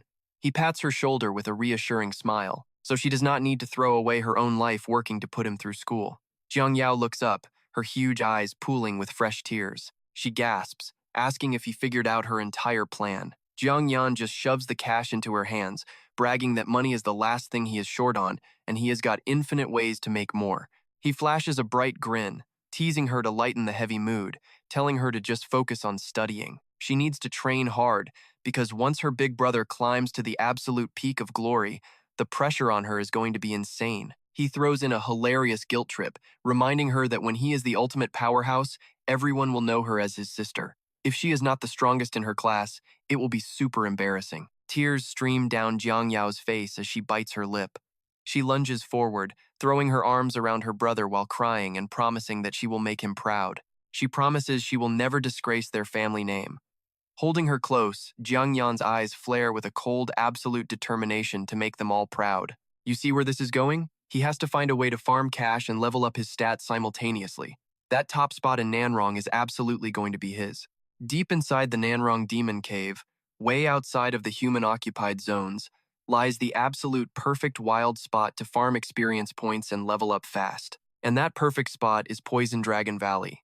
It is highly dangerous and lethal, but absolutely packed with insane god-tier rewards. The monsters there are packed tight, making it the fastest place for him to level up right now. Suddenly, a memory of a massive dragon flashes through his mind. Legend says a super rare dragon beast hides in the absolute deepest depths of that valley. If he can somehow swipe a dragon egg, his specialized taming skill will finally have a massive playground. Just thinking about a glowing, emerald green dragon egg gets him hyped. Who knows? He might just breed the ultimate beast companion to watch his back. His mouth twitches as he calculates the insane profit. He could easily score a mountain of magic crystals to sell for raw cash. His eyes flare with pure powerhouse ambition. He locks in his decision, resolving to head out first thing tomorrow morning. He wants Poison Dragon Valley to be his very first step to absolute domination in this world. The next morning, his bus screeches to a halt right in front of the creepy, glowing red rift gate. The automated announcement system blares over the speakers. Attention passengers, we have officially arrived at the Nanrong Demon Cave Station. Please exit through the rear doors, watch your step, and stay alert as you head outside. Jiang Yan steps off the bus looking cool, casually analyzing his route. To reach the wild zones, he first needs to pass the inner city. It is probably packed with hunters by now. Looking up at the massive tower piercing the blood-red sky, he mutters that this is the Nanrong Demon Cave. Back in the real city, this gate is just a tiny entrance portal. But inside, it is an entirely different world called Nanrong Demon Cave City. It is a massive, heavily fortified stronghold built to keep the brutal beasts at bay. Two incredibly powerful figures flash in his memory, making his face turn cold. The entire city is run by two legendary high-level experts over level 70. In his past life, he was forced to hand over a ton of hard-earned tribute to those greedy bastards. Stepping into the busy safe zone now, hordes of fully armed adventurers pack the streets. Once inside the rift, most hunters walk around fully geared up and ready for blood. Every single piece of equipment they wear looks insanely expensive and top tier. Touching the ring on his finger, he smirks. Compared to the elite spatial storage ring Yao Kexin gifted him, the gear these low-level players are flexing is straight-up garbage. Gotta admit, that little rich girl is seriously loaded. Before long, he has already navigated his way through the crowded streets to his destination.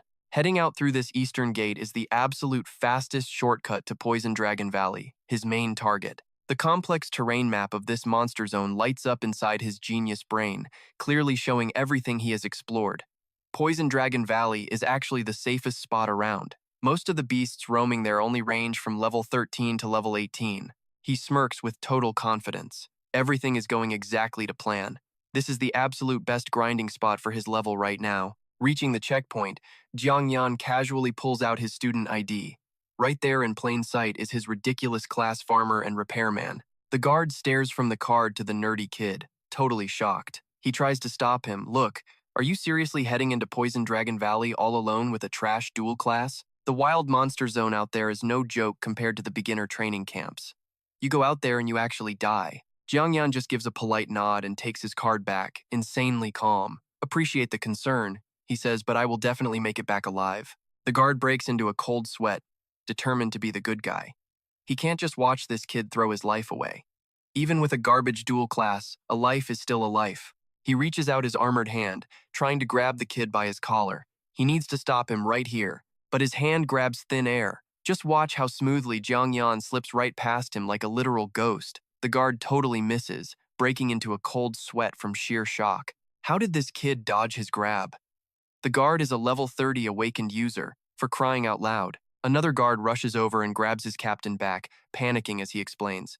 Captain, stop chasing him. That is Jiang Yan, the legendary rookie who easily ignores class-level gaps. He is the same Jiang Yan who went solo and completely shattered every single speed record at the rookie training camp.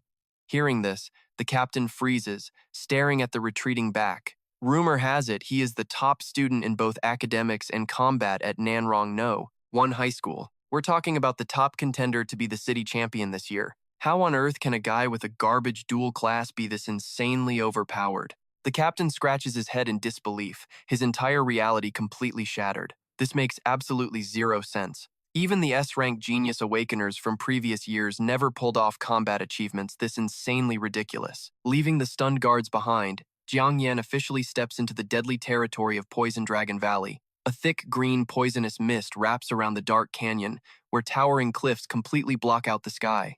Our boy casually pulls a glowing blue pill out of his storage ring, giving it a quick look. The only real issue with this valley is the poison gas everywhere, making this detox pill a literal lifesaver. Popping the pill in his mouth, he does some quick math. This thing cost him $50 and only lasts 3 hours, so he needs to hurry up. After all, his biggest problem right now is being broke. Before he can even finish his thought, a hideous flying lizard screeches through the air. A level 13 venom-winged lizard. Jiang Yan smirks, swinging his sword to meet it.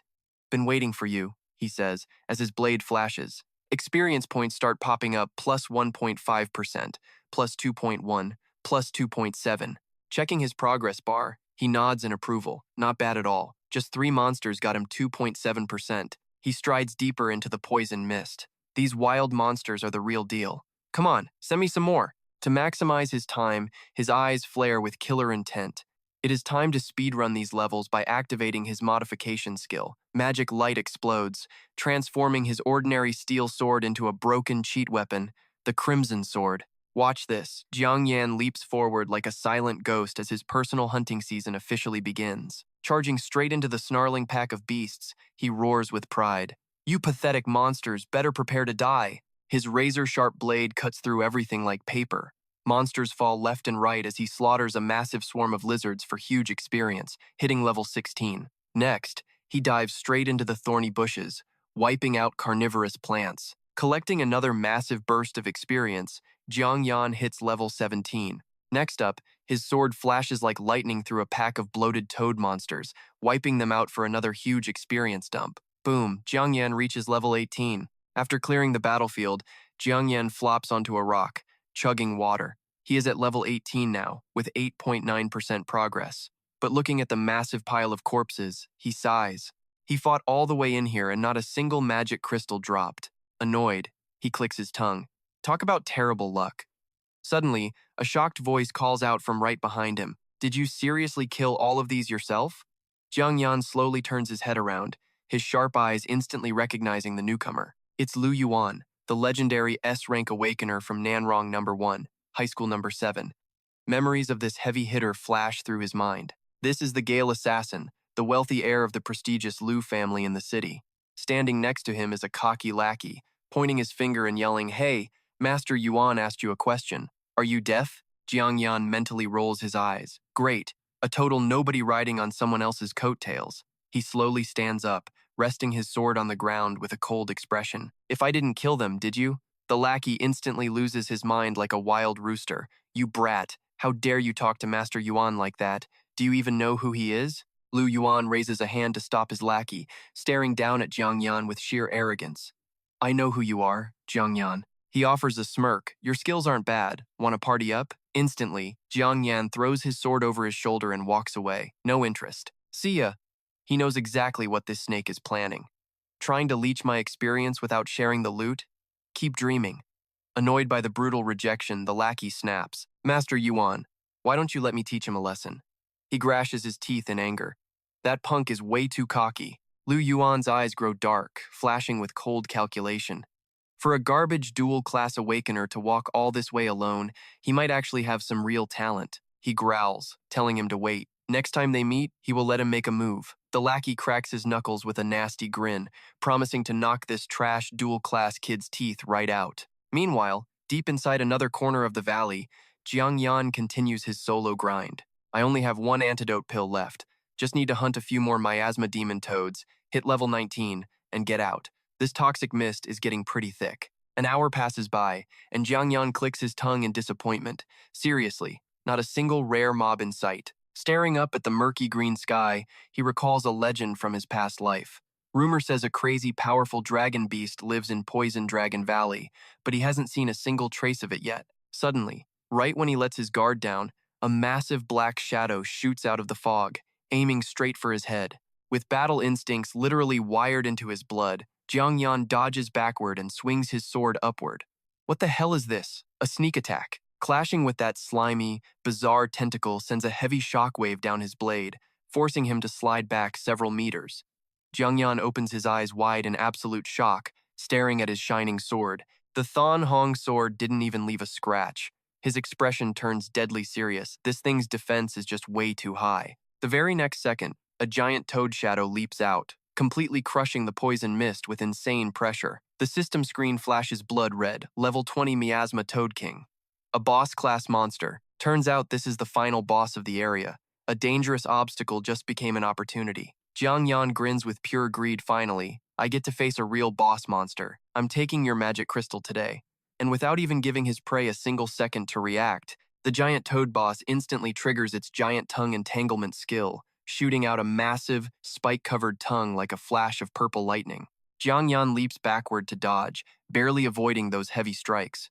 It's crazy fast, but wait, look at his face. A sly grin spreads because he's already cooking up a familiar, dirty plan. "I have already figured out a way to break this skill of yours." Activating his modification skill, our crafty protagonist smoothly recites the chant, changing giant tongue entanglement into a messy giant tongue chaos. Instantly, that aggressive, massive tongue completely loses control, knotting itself up and wrapping the Toad King into a giant tangled ball. Jiangyan flies into the air, shouting in triumph, "Now is the time. Your life is mine." He swings his Thanhong sword straight at the monster's rough hide. A loud, metallic clang rings out with flying sparks. The blade bounces right off. Forced backward by the recoil, Jiangyan stares in pure disbelief. He couldn't even breach its defense. Then, a bright green system message pops up. The Miasma Toad King triggers its mutated hide skill, heavily boosting its defense. Oh boy, this giant toad has got some seriously thick skin. As if things weren't bad enough, the system drops another bombshell. Target level is higher than your own, modification has expired, and that chaos status suddenly reverts back to entanglement. Jiangyan swears under his breath, sweat dripping down. Seriously, it had to run out right now. Watching that massive tongue slowly untangle itself, he learns a brutal lesson.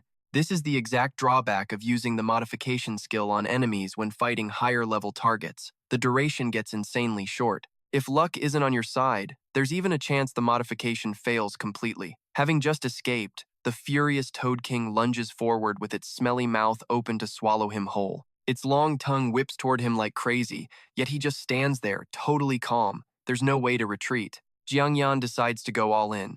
Looks like it's time for a massive gamble. He whips out the demon meteor blade he bought earlier and triggers the modification skill. Magic light explodes brighter than ever before. A surge of dark energy erupts violently from within the blade. The teenager's eyes flash with the sheer madness of a true desperate gambler, modifying the Demon Meteor Blade into the Demon King Blade. A blood-red pillar of light pierces the sky. The weapon in his hand now burns with demonic flames, radiating sheer destructive power that could tear the heavens apart. A deep voice echoes straight from hell right through the blade, asking who dares to summon this king. The system displays terrifying info: Demon King Blade, quality and attributes.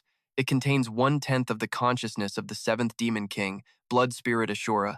Extremely risky, uncontrollable, do not use under any circumstances. Cold sweat pours down as Jiang Yan grips the blood blade, sighing deeply.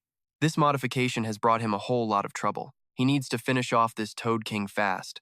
Deciding to wrap this up quickly, he swings his blade and charges forward, yelling to take this hit. A massive wave of crimson energy slams down like molten lava, splitting the ground apart with legendary force. The giant boss toad is instantly flattened.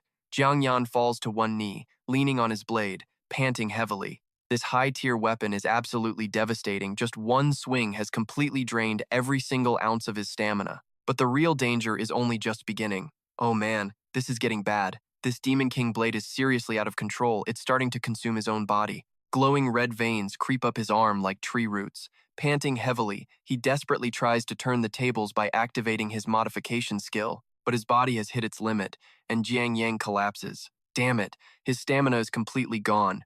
His face turns pale with helplessness. He can't even activate his modification skill anymore. The demonic consciousness inside the blade sneers mockingly. So you're just a mere human who dares to borrow this king's power? Then prepare to pay the price. The blood-red eye on the hilt glares with pure malice. Even if this king cannot descend in person, just 1/10 of my power is more than enough to completely wipe out your civilization and enslave your entire race. Facing this massive, world-ending threat, Jiang Yan just chuckles softly, bringing back his usual crafty grin. I already knew this would happen. Unfazed, he pulls out his backup sword and thrusts it straight forward. This isn't the first time I've modified a Demon King blade, you know. The Demon King roars in sheer panic, calling him scum and asking how he dares. With a sharp stab, the blade pierces the demonic eye on the hilt. Red mist floods the area as the Demon King's voice shatters in sheer, bitter rage. You bastard, I will absolutely make you pay for this grudge. I will rip your body into 10,000 pieces, sealing you in the sea of blood and imprisoning your soul forever. Jiang Yan collapses, clutching his arm with a sigh of relief. Since he pierced that parasitic consciousness, the erosion stops. Catching his breath, he realizes that once his stamina recovers, he can just rename the weapon back to normal and end this. Sitting flat on the ground, the young man starts reflecting on his painful past. Back in his previous life, his modification skill had caused a similar disaster. A memory of a terrifying god shadowing the sky flashes through his mind, but back then, the one descending was the 9th Demon King, Lei Ling Shimi. That disaster was way worse than this. We even had to call in a level 80 nation-guarding general just to step in and handle it. Staring at the battered blade, he draws a pro-level conclusion. Thanks to that past disaster, he learned how to deal with these anomalies. The only way to suppress them is a direct attack on the consciousness resting inside the weapon itself. Jiang Yan's eyes turn deep as he ponders the nature of the world. Are those terrifying entities just creatures from the demon realm, or is there something much bigger going on here? Or maybe these demon kings actually hail from another world that is even more terrifying than the demon realm itself. Shaking off those heavy thoughts, he stands up and swings his newly remodeled blade. Enough rest, it is time to go grab the loot. Activating his signature skill Modify, the Demon King blade gets renamed to the Demon Fall Blade. Channeling his inner greedy merchant, Jiang Yan approaches the massive corpse, muttering, "You are a miasma demon Toad King boss, so do not disappoint me." Right on cue, a glowing mana crystal pops out of the carcass. Our boy's eyes instantly light up as his inner hustler takes over. A level 20 boss crystal goes for at least 100,000 yuan on the open market.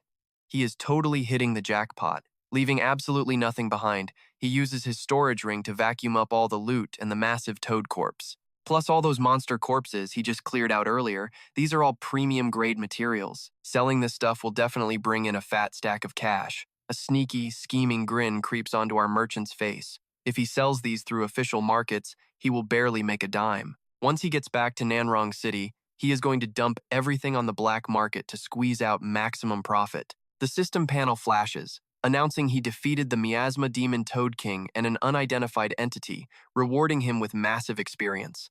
Jiangyan scratches his head, totally lost. Oh right, he thinks, did I actually level up after taking down that giant Toad King? Sure enough, a brilliant leveling up light wraps right around him, pushing him straight from level 18 to 20. A clean 2-level jump. That unidentified entity must have been that creepy red demon eye from earlier, giving him a massive experience bonus. A totally broken leveling idea flashes through our sneaky main character's mind. If he keeps summoning and killing that giant eye on repeat, could he abuse this system glitch to power level straight to level 100 right here? But the image of that massive, evil red eye blotting out the sky instantly crushes that dream. One wrong move, and he would vaporize all of Nanrong City along with himself. Honestly, who wants to trigger a game over and restart life from scratch? Wiping away a cold sweat, he decides to play it safe. Best not to gamble with human lives. Shoving the game exploit out of his mind, Jiang Yan excitedly opens the system. Every 10 levels unlocks a brand new talent. Let us see what he got this time.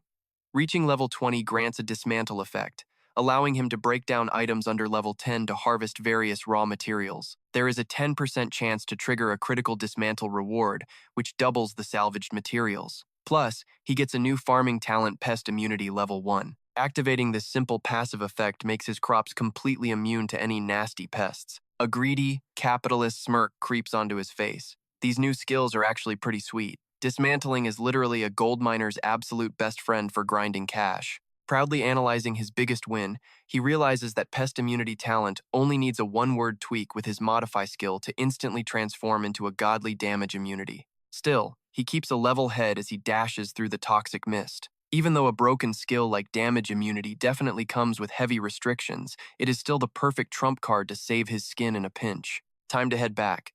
But as he glides smoothly through the air, the system's danger alarm starts blaring inside his head. A dark shadow lunges straight down from the branches above, cutting through the wind. Jiang Yan just glances over, looking completely bored. It is Lu Yuan's stalker minion from earlier. What on earth is he doing here? Lu Tao brandishes his dual daggers, laughing with arrogant, smug triumph. You F-rank piece of trash, I finally cornered you. The system reveals he is a level 17 B-class combat assassin. Thinking he has already won, the assassin charges forward so fast he leaves a sharp blur on the ground, roaring as he activates his talent for a 30% agility boost. A piece of trash like you needs a lesson from your grandpa, Tao. He thrusts his dual poison daggers straight at our boy, who just stands there completely frozen. I got you now. The assassin is riding a high of self-satisfaction, thinking a trashy F-class loser stands no chance against a frontline combat class like him. But his ego shatters when Jiang Yan effortlessly tilts his body to dodge, muttering a dry reply. His azure rainbow sword instantly flashes, slicing through the thick mist like a bolt of lightning. Lu Tao collapses hard, blood pouring from a deep, jagged slash across his chest. Screaming in agony, he clutches his wound while cold sweat breaks out, his face completely twisted in shock after getting brutally humbled. What on earth is this? How is he even faster than me? And did he just pull that giant sword straight out of a storage ring? Shivering as Jiang Yan slowly approaches him with a cold look, the assassin wonders how a broke loser could ever afford something as insanely expensive as a spatial storage ring. Rest against his shoulder, Jiang Yan looks down at him like a pile of useless trash, calmly lecturing.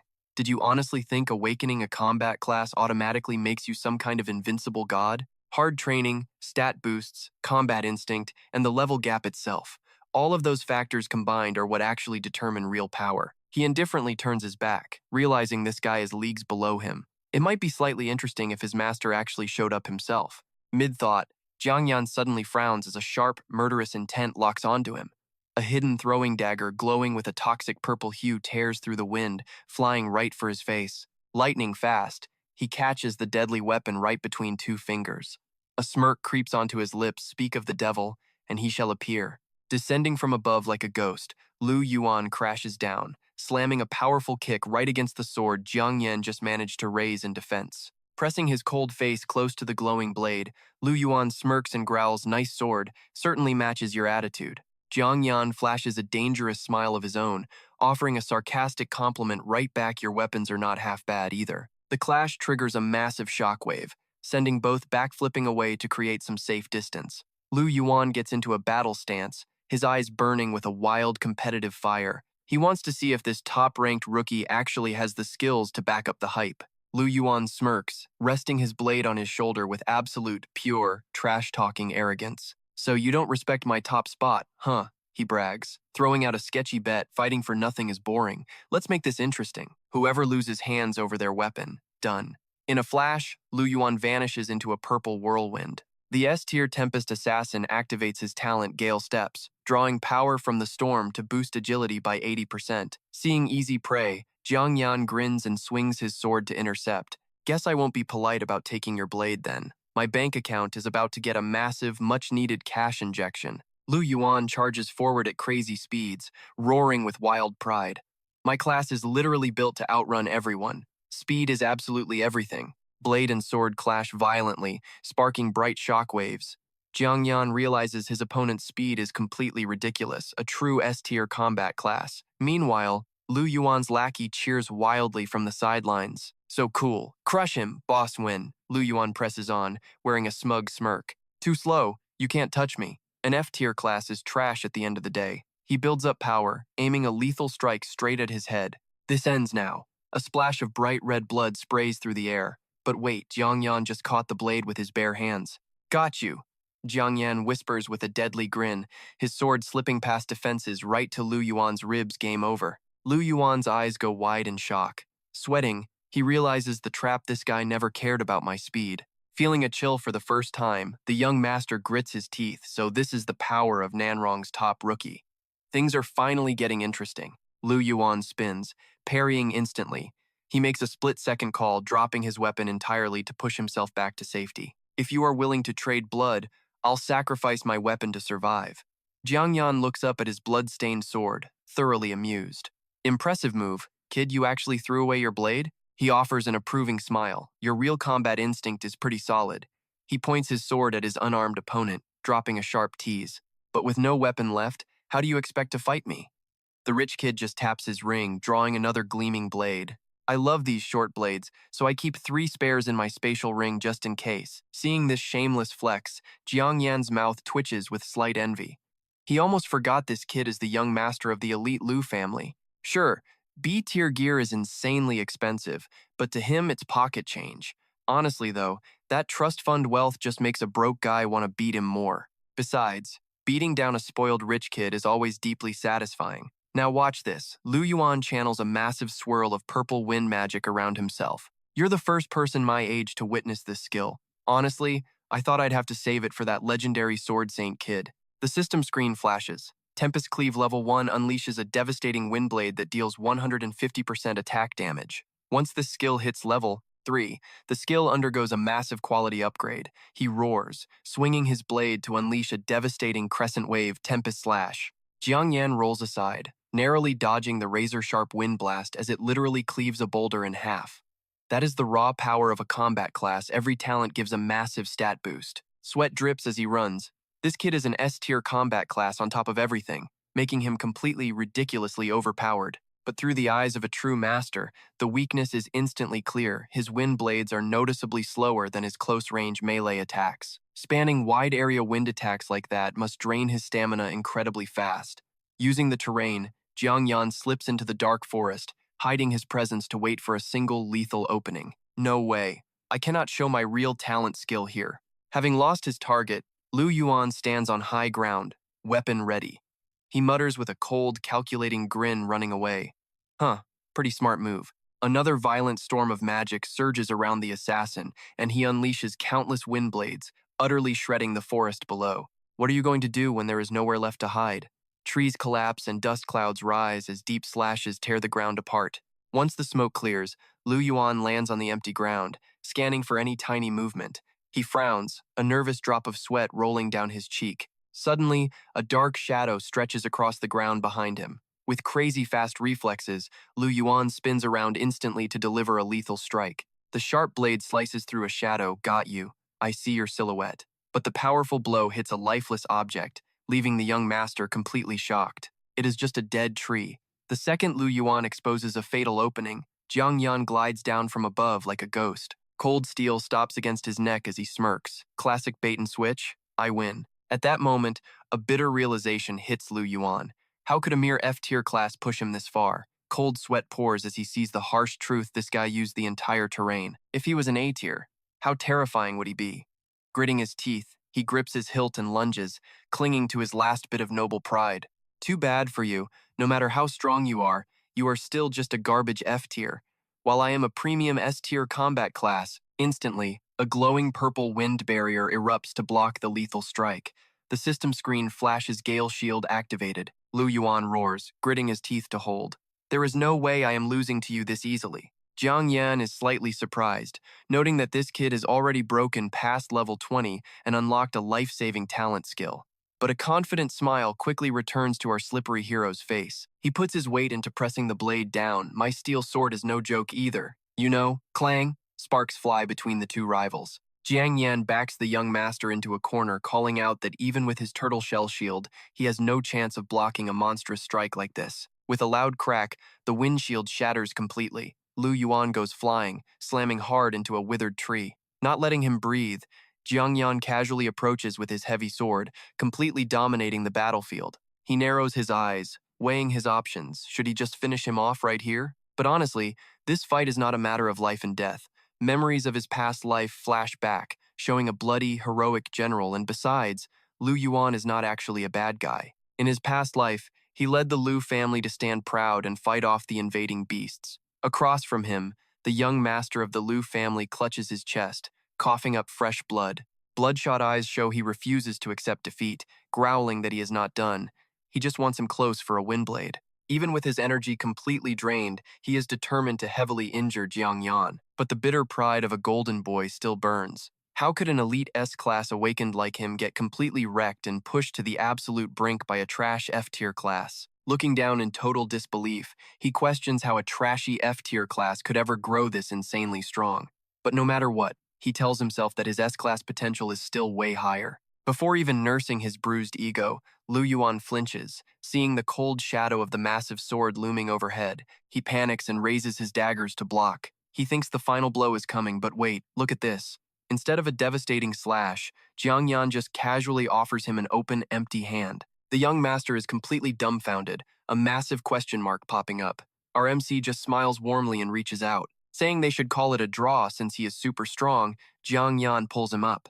Lu Yuan just stands there, totally failing to process this dizzying speed flip in attitude. Asking what he means, the young master stares back as Jiang Yan pulls off the most sincere, honorable look ever. Explaining that he is a worthy opponent, Jiang Yan offers to call this match a draw. Looking into those bright, honest eyes, Lu Yuan suddenly lets go of all his pride and defensive walls. This is the gaze of true recognition. He is not looking down on him at all. They are both incredibly strong, and he finally gets it. The young master smiles in relief, his inner conflict totally resolved. There is always a bigger fish out there, and he silently thanks Jiang Yan for teaching him that valuable lesson. Grasping hands to stand up, Lu Yuan proudly declares like a true brother that he respects him as a real powerhouse, a rival truly worthy of his respect. Vowing to beat him fair and square next time at the top 100 rookie tournament, the guy is totally hooked. Jiang Yan smirks, dropping some highly effective bait. Then you better work way harder to level up, otherwise you will lose the right to even stand as my rival. Just as the bromance peaks, Lu Yuan's lackey suddenly jumps out of nowhere, pointing directly at Jiang Yan like an angry hedgehog. Hey, you punk! Stop right there! How dare you hurt my boss Lu Yuan like this? Seeing this, Lu Yuan quickly restrains his hot-headed subordinate, sternly telling him not to be rude and to respect Jiang Yan just like he respects his own boss. After putting his lackey in place, the young master turns back to Jiang Yan with eyes blazing with pure determination. Next time I will definitely go all out to crush you, and that is a promise. Jiang Yan casually slips his hands into his pockets, calmly watching the Lu family duo disappear into the barren forest trees. Once they are fully out of sight, our main character finally lets out a sneaky smirk. He opens his palm, thinking about how if he had actually gone all out back then, and the digital blocks of his system modification skill start glowing brightly. The moment he shouted his first skill name, the opponent was already done for. Plus, his hurricane slash is modified too, opening up endless ways to troll his enemies. Dropping his mysterious cool guy act, Jiang Yan rubs his head and lets out a long, exhausted sigh. But man, what a waste of time. Fighting so hard only to walk away completely empty-handed sucks. He sadly stares at the returned daggers, his inner opportunist weeping at the absolute lack of profit. Since they tied, he had to give the loot back, making all his hard work feel totally useless. But luckily, fate does not ignore a money-loving guy. Jiang Yan narrows his eyes. Check it out. There is a strange green glow flickering in the distance. Recalling his massive/earlier, he realizes his attack must have accidentally ripped open a barrier, exposing something that was totally invisible. He grabs a rock and tosses it right into the thick, mysterious fog to test it. He concludes that it looks like some kind of special toxic gas. Might as well go check it out, since there is a good chance another boss monster is hiding in there. No hesitation.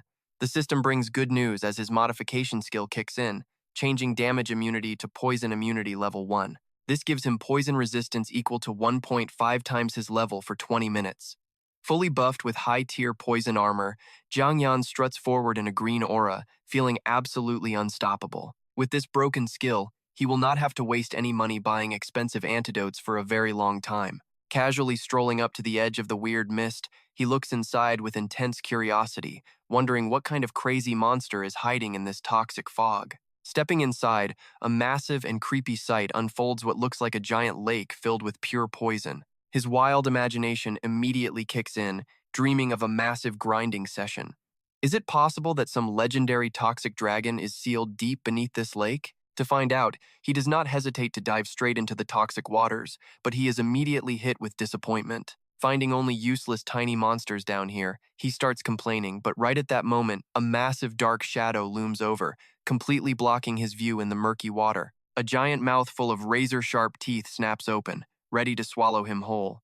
The system instantly scans it, revealing a level 18 ice-armored crocodile. Using his insane reflexes, Jiang Yan spins through the water to dodge the lightning-fast snap, flashing a cocky, challenging smile. He notes that underwater bosses hide pretty well, mocking the beast for thinking he is an easy meal. The monster misses and whips back furiously, while Jiang Yan gets into stance. Since you went through the trouble of bringing yourself right to my doorstep, I will gladly slice through the water with my heavy sword and harvest your juicy loot without hesitation. The armor break effect triggers. Suddenly, his blade flashes with a brilliant, blinding light. It pierces those thick, tough scales, putting down the unlucky beast in a heartbeat. Watching the giant croc's bloody corpse float, our slick protagonist scratches his head and pulls out his spatial ring, looking pretty helpless. Man, this beast is absolutely massive. It will never fit inside my storage ring. But hey, desperate times call for crazy ideas, and his eyes suddenly light up with a genius plan. Might as well whip out that newly acquired decomposition skill and give it a test run. The interface displays decomposition skill level 1, which lets him salvage materials with a 10% chance of double rewards. He confidently stretches out his hand, initiating the skill. Instantly, a crazy scene straight out of a sci-fi movie unfolds right before him. The crocodile's corpse shatters into thousands of glowing blue tech cubes. The process finishes with a blinding flash of light, completely lighting up the dark lake bed. Loot notifications keep pinging. He got E-rank bones for crafting basic weapons, and E-rank meat, which is pretty useless but tastes quite good. Best of all is the D-rank hide, perfect for crafting ice-resistant armor. Sweeping the glowing loot into his ring, Jiang Yan nods, looking extremely pleased with himself. This hide is actually pretty solid, so I will take it. While swimming further down, Jiang Yan suddenly turns his head, on high alert. He senses a strange, powerful aura rising from the deepest part of the water.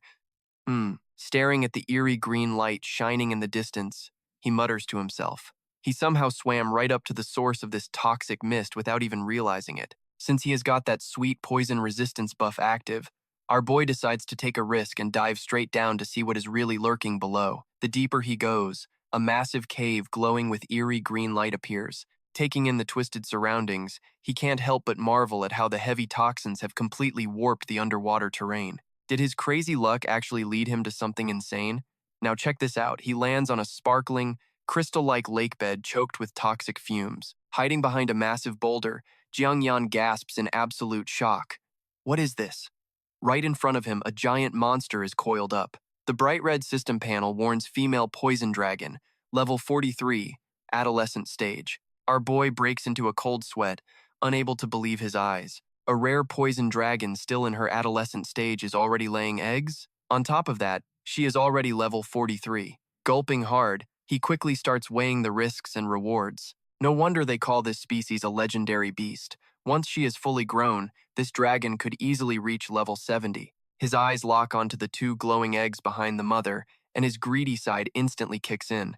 Plus, he has that universal fusion skill. He could easily push the potential of those dragon eggs to a whole new level.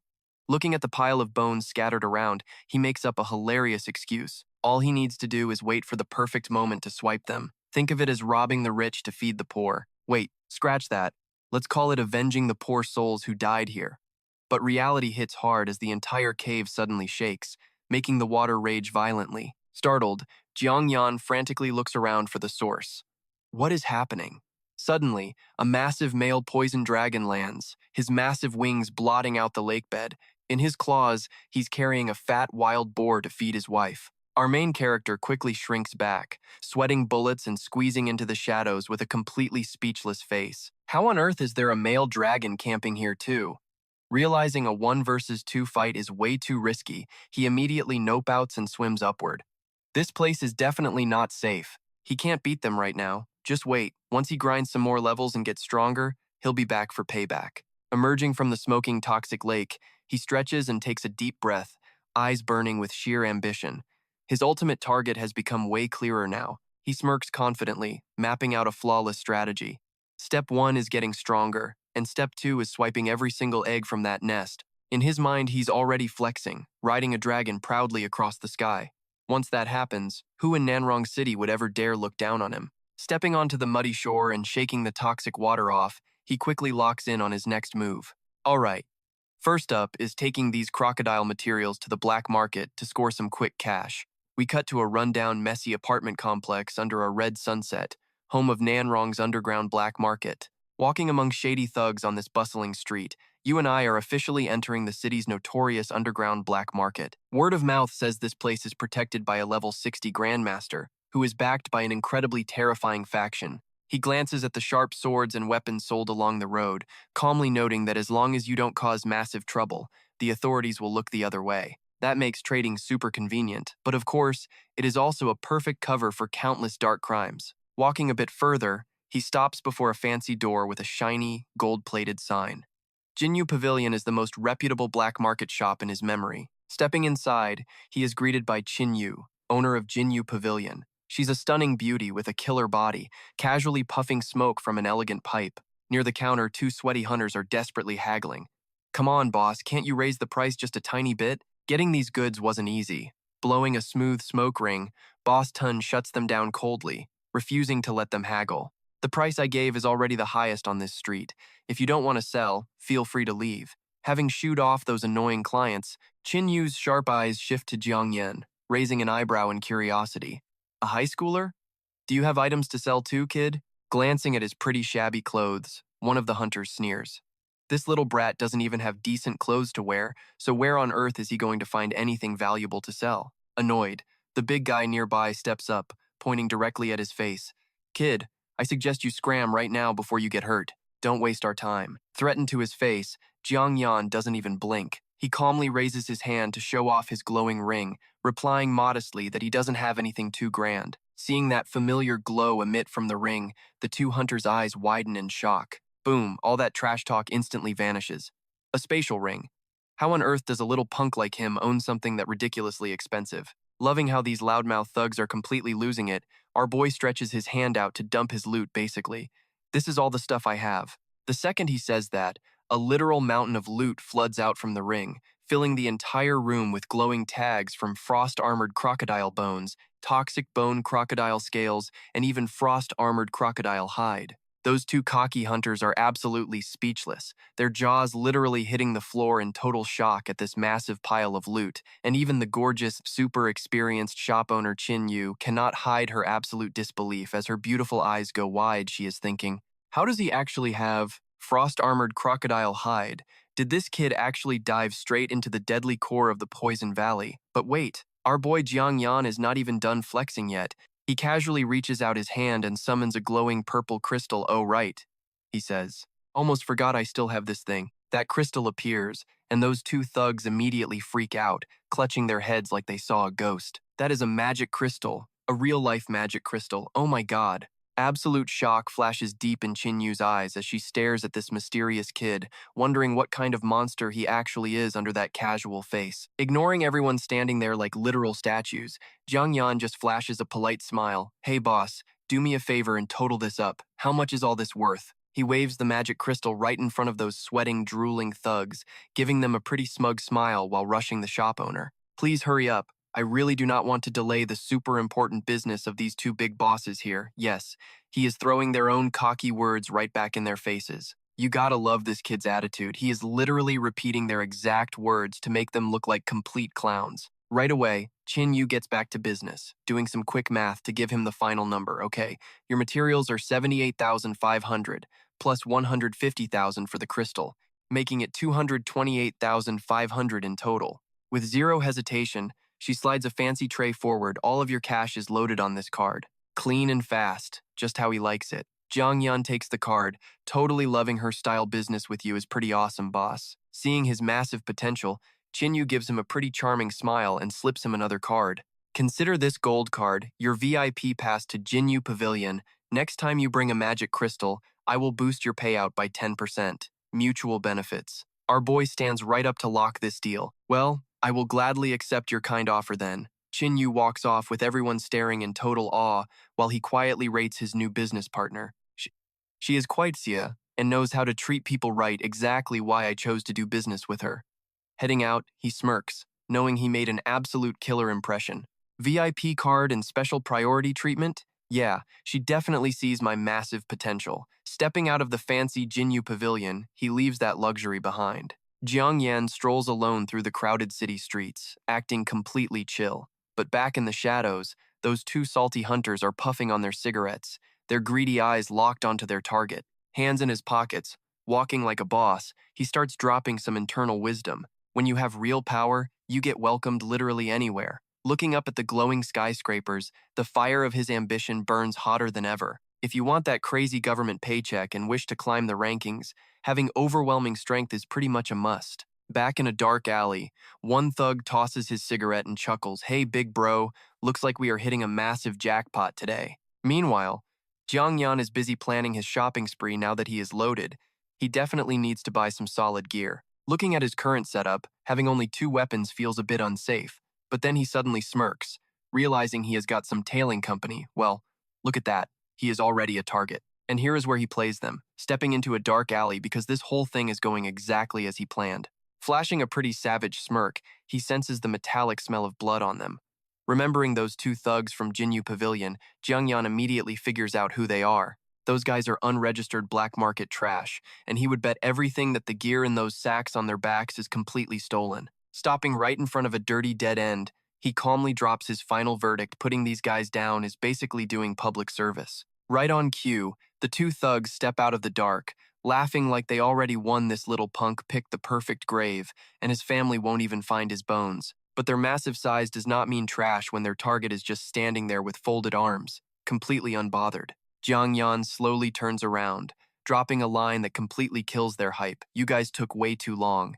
I have been waiting here forever. Pissed off, they pull out their weapons and try to flex their stats. Hey kid, you are still in high school, right? Both of us are combat classes. We are talking about Liu Degang, a level 17 combat class gladiator, and Xu Yong, a level 16 combat class poison user. Tons of grown-ups have died by our hands, and you are just next on our list. Facing this, our boy pulls out the most fake scared face ever. Oh wow, combat class? I am so terrified. How can a tiny, weak F-class craftsman like me beat 2 big pros like you?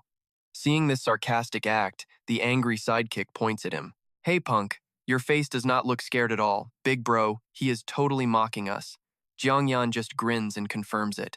You got that right, I am totally mocking you. Losing his mind, the gladiator charges in to take him out. Go to hell, you little punk. Activating woodchopping skill level 1, landing multiple rapid slashes on the target ahead. Seeing this, the poison guy right behind also triggers a nasty skill, activating level 1 poison coat on his weapon.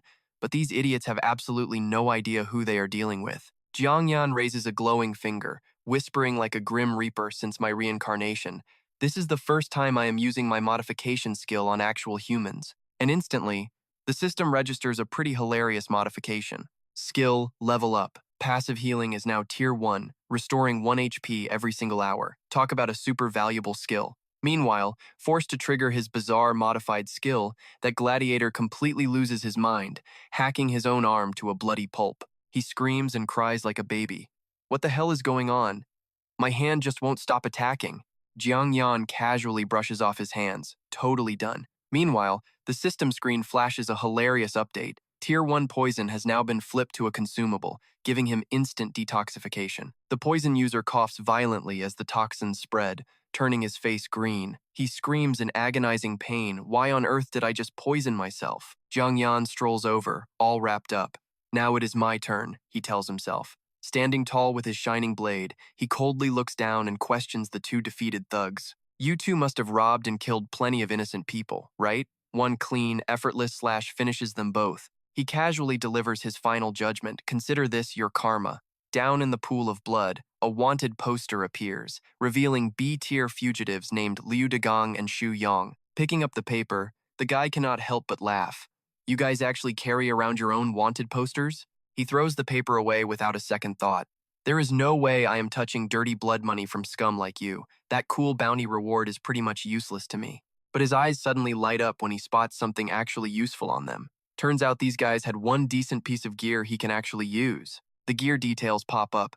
E-tier wolfskin coat. Durability is at 102%. Description says it is crafted from a demon wolf. It has low defense but gives the wearer a nice speed boost. Getting 50 defense and 10 agility makes him smile. It looks pretty basic though. Now look at this. It is time for these hands to turn absolute trash into pure treasure. He triggers his modification skill, starting the process to rewrite the code, upgrading this cheap fur coat into an absolute masterpiece. It is now a high-quality A-tier faux mink coat, level 10. The description says it is a rare, high-class magic defense outfit crafted by master mages. The stats are pretty insane. 260 defense, 110 agility, and 60 poison resistance. His passive skill gives him total poison immunity, completely blocking toxic effects from lower-level enemies. Throwing the stylish new coat over his shoulders, he nods with a satisfied grin.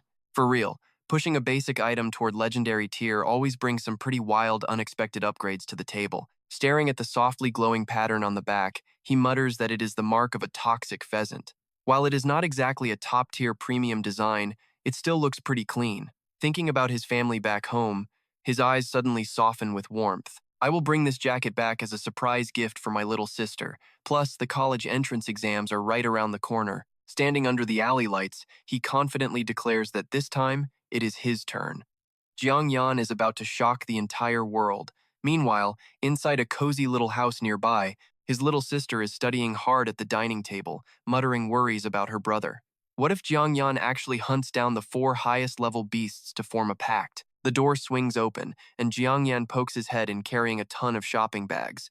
He calls out for Yao Yao to give him a hand, leaving her staring back in complete confusion. She rushes over to take the bags, her eyes wide with shock as she asks him where he got all this stuff. Peeking inside the paper bags, she gasps at all the clothes, even spotting what looks like a super high-quality, powerful piece of armor. Seeing her jaw drop, he proudly tilts his chin. Of course, your awesome big brother earned all this fair and square. Oh, and by the way, your allowance is getting a huge upgrade starting this month. Hearing that, she quickly waves her hands to refuse, saying 50 yuan is already more than enough for her. He decisively shoves the stack of cash into her hand, saying 50 yuan is nowhere near enough. From now on, her allowance is 500 yuan, and she can just ask him for more anytime. Staring at the thick stack of bills, she turns pale and asks if he did something illegal to get this. He lightly taps her forehead to stop the crazy ideas, laughing. Quit letting your imagination run wild. Tomorrow is my big pep rally before the college entrance exams start. Winking confidently, he claims that with his current level, he just needs to show up, check in, and head right back home. Tomorrow night, he will take her out for a massive feast. Hearing this, his little sister blinks curiously and asks what level he has actually reached by now. Just imagine her shock. He shrugs, brushing dust off his shoulder like a boss, saying it is only level 20. Her jaw literally drops as she screams, "Level 20 is no big deal?" Back in his room, he starts analyzing how other students are doing. The big college entrance exam usually takes place about 1 month after everyone awakens. In that super short window, most average students can only scrape by, reaching levels 10 to 15. Only the absolute top-tier geniuses can actually reach levels 16 to 20. Anyone higher usually has massive backing from elite families, since level 20 is a major boundary that requires a crazy amount of resource support to cross. Quietly inspecting the ring on his hand, he evaluates himself with a bit of humility. Honestly, I only hit level 20 because I got lucky and wiped out those wanted criminals. Jiang Yan quietly reflects on his incredibly tough journey of grinding and leveling up. Without any targeted resource support, even someone like me would have struggled a pretty decent amount. He looks out over the glittering city skyline, determination burning in his chest. Once I become the top scorer in Nanrong City, everything is going to change. Standing tall on the rooftop as the heavy night wind rushes past, he smirks confidently. Watch out, college entrance exams, because I am coming for you. The next morning, loud, heroic speeches already echo right across the high school gymnasium. With the annual college entrance exam fast approaching, you all represent the absolute glory and pride of our high school. Looking down from the high podium at the massive crowd, the principal starts his usual motivational speech. After more than 10 grueling years of hard study, our energetic principal Ouyang Li suddenly raises his fist and shouts, "The chance to change your destiny is right in front of you." Standing in the crowd, Jiang Yan cannot help but think about this. Sure, the principal is just giving a generic speech here, but for awakened hunters, this entrance exam is their one genuine shot at completely changing their lives for good. Because after this college entrance exam, these newly awakened players are pretty much split into 4 totally different life paths. First, the absolute elite smash their way into top universities, basically guaranteeing they will become frontline pioneers exploring the dangerous demon caves. They get massive state backing, drawing tons of rich cultivation resources for a totally limitless future. Meanwhile, the second tier, those who do well but miss the top-tier universities, can choose to enlist in the military. By stationing themselves as garrison troops in territories overrun by the demon caves, they also score decent state funding and resource allocations. If they grind their classes to the absolute peak, they might even end up as top military leaders down the road. The third path is for the pretty average awakened who only scrape into ordinary colleges, meaning they will most likely end up joining the local guardian knights later on. Sure, local backing only gives them pretty tiny scrap resources, but for your everyday, mid-tier normies, this is honestly considered the best possible outcome. And finally, we have the weak ones who totally fail the exam. They are forced right back into regular civilian life, grinding away at manual labor with absolutely zero hope of ever breaking through their limits again. Looking around, he silently tells himself that this last option is the reality for almost everyone. After all, only 20% of people can squeeze into those first 3 elite paths. He sighs, watching his classmates sweat with anxiety. The remaining 80% are just destined to stay as complete nobodies forever. This is life after the demon cave invasion. Strictly stratified, brutally cruel. He tightly clenches his fist, fully understanding this incredibly ruthless law of survival. If you lack strength, getting weeded out happens in a split second. Just as his thoughts cut off, the principal finally wraps up his incredibly long speech, and that is all from me. Next up, each class homeroom teacher will handle the screening process. Anyone who has reached over level 15 can completely bypass the school's preliminary exam. He waves his hand decisively to the entire gymnasium. Let us begin right now. Instantly, the crowd of students erupts into a mix of wild cheering and desperate crying. Wait, do we seriously need to be over level 15 to skip it? Awesome, I literally grinded my life away to hit 15 yesterday. No way, how is that fair? If I knew, I would have tried harder. Meanwhile, Zheng Yan stands there with his arms crossed, totally relaxed. Even though I was captured in my past life and totally missed this experience, I still pretty much know the deal. Anyone over level 15 gets labeled as an outstanding talent. Looks like I can skip this stupid preliminary exam altogether. But right then, the homeroom teacher flips through the student list and makes a rather awkward announcement to the class.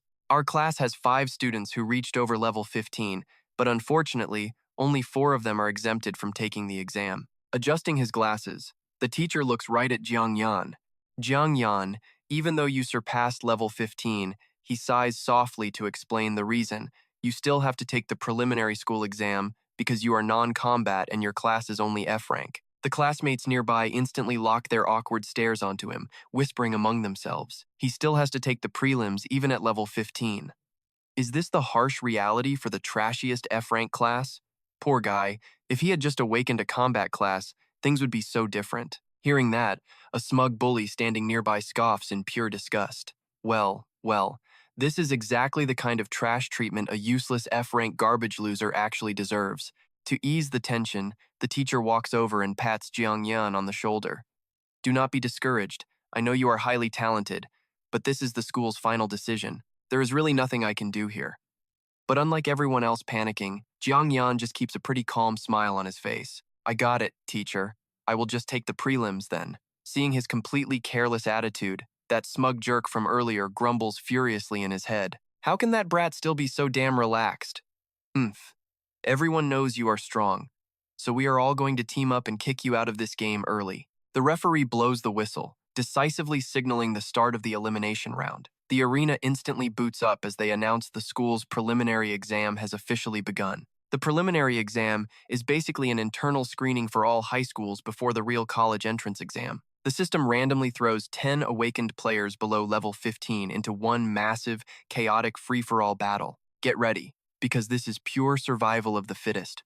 The fight is incredibly fast and merciless, and only the last one standing qualifies for the real college entrance exam. With a 90% elimination rate, this system is absolutely brutal. Group 8, with Zhang Shui from Class 9, wins. Up in the stands, Vice Principal Zhu Shang of High School Number 1 folds his arms, looking down at the messy battlefield with a heavy sigh. A whole month has passed since their awakening, and they cannot even reach level 15. There is honestly nothing to look forward to in their futures. Most of them are just D-class or E-class, and some are even basic crafting classes. Seeing his colleague being so incredibly pessimistic, Principal Ouyang Li rubs his chin thoughtfully and pushes back. But hey, this year is different. Do you still remember Jiang Yan, the kid who dominated the top spot in both academics and combat for 3 straight years? Vice Principal Zhu Shang sighs deeply with a pretty heavy dose of regret. Of course I remember that kid. I actually used to have massive expectations for that boy. But who could have guessed he would awaken a useless F-class profession? He turns to the principal, highlighting the cold, harsh reality. Ouyang Li, you already know exactly what F-class really means, right? He then goes on to explain the actual origin of this ranking system in detail. Originally, the lowest awakened class was E-class, but as the number of awakened players rapidly started growing day by day, things changed. Some incredibly weak E-class crafting classes appeared and were labeled as pure trash. However, realizing the word trash sounded way too harsh, the authorities decided to rename it as F-class instead. He folds his arms, shaking his head decisively, because even if that kid is top in academics and combat, the sheer gap in their professions means he absolutely cannot win. Principal Ouyang Li immediately brings up a historic example to shut him down. Lord Huo Yuanwu actually awakened with an F-class class back in the day, but right now he is a level 70 venerable.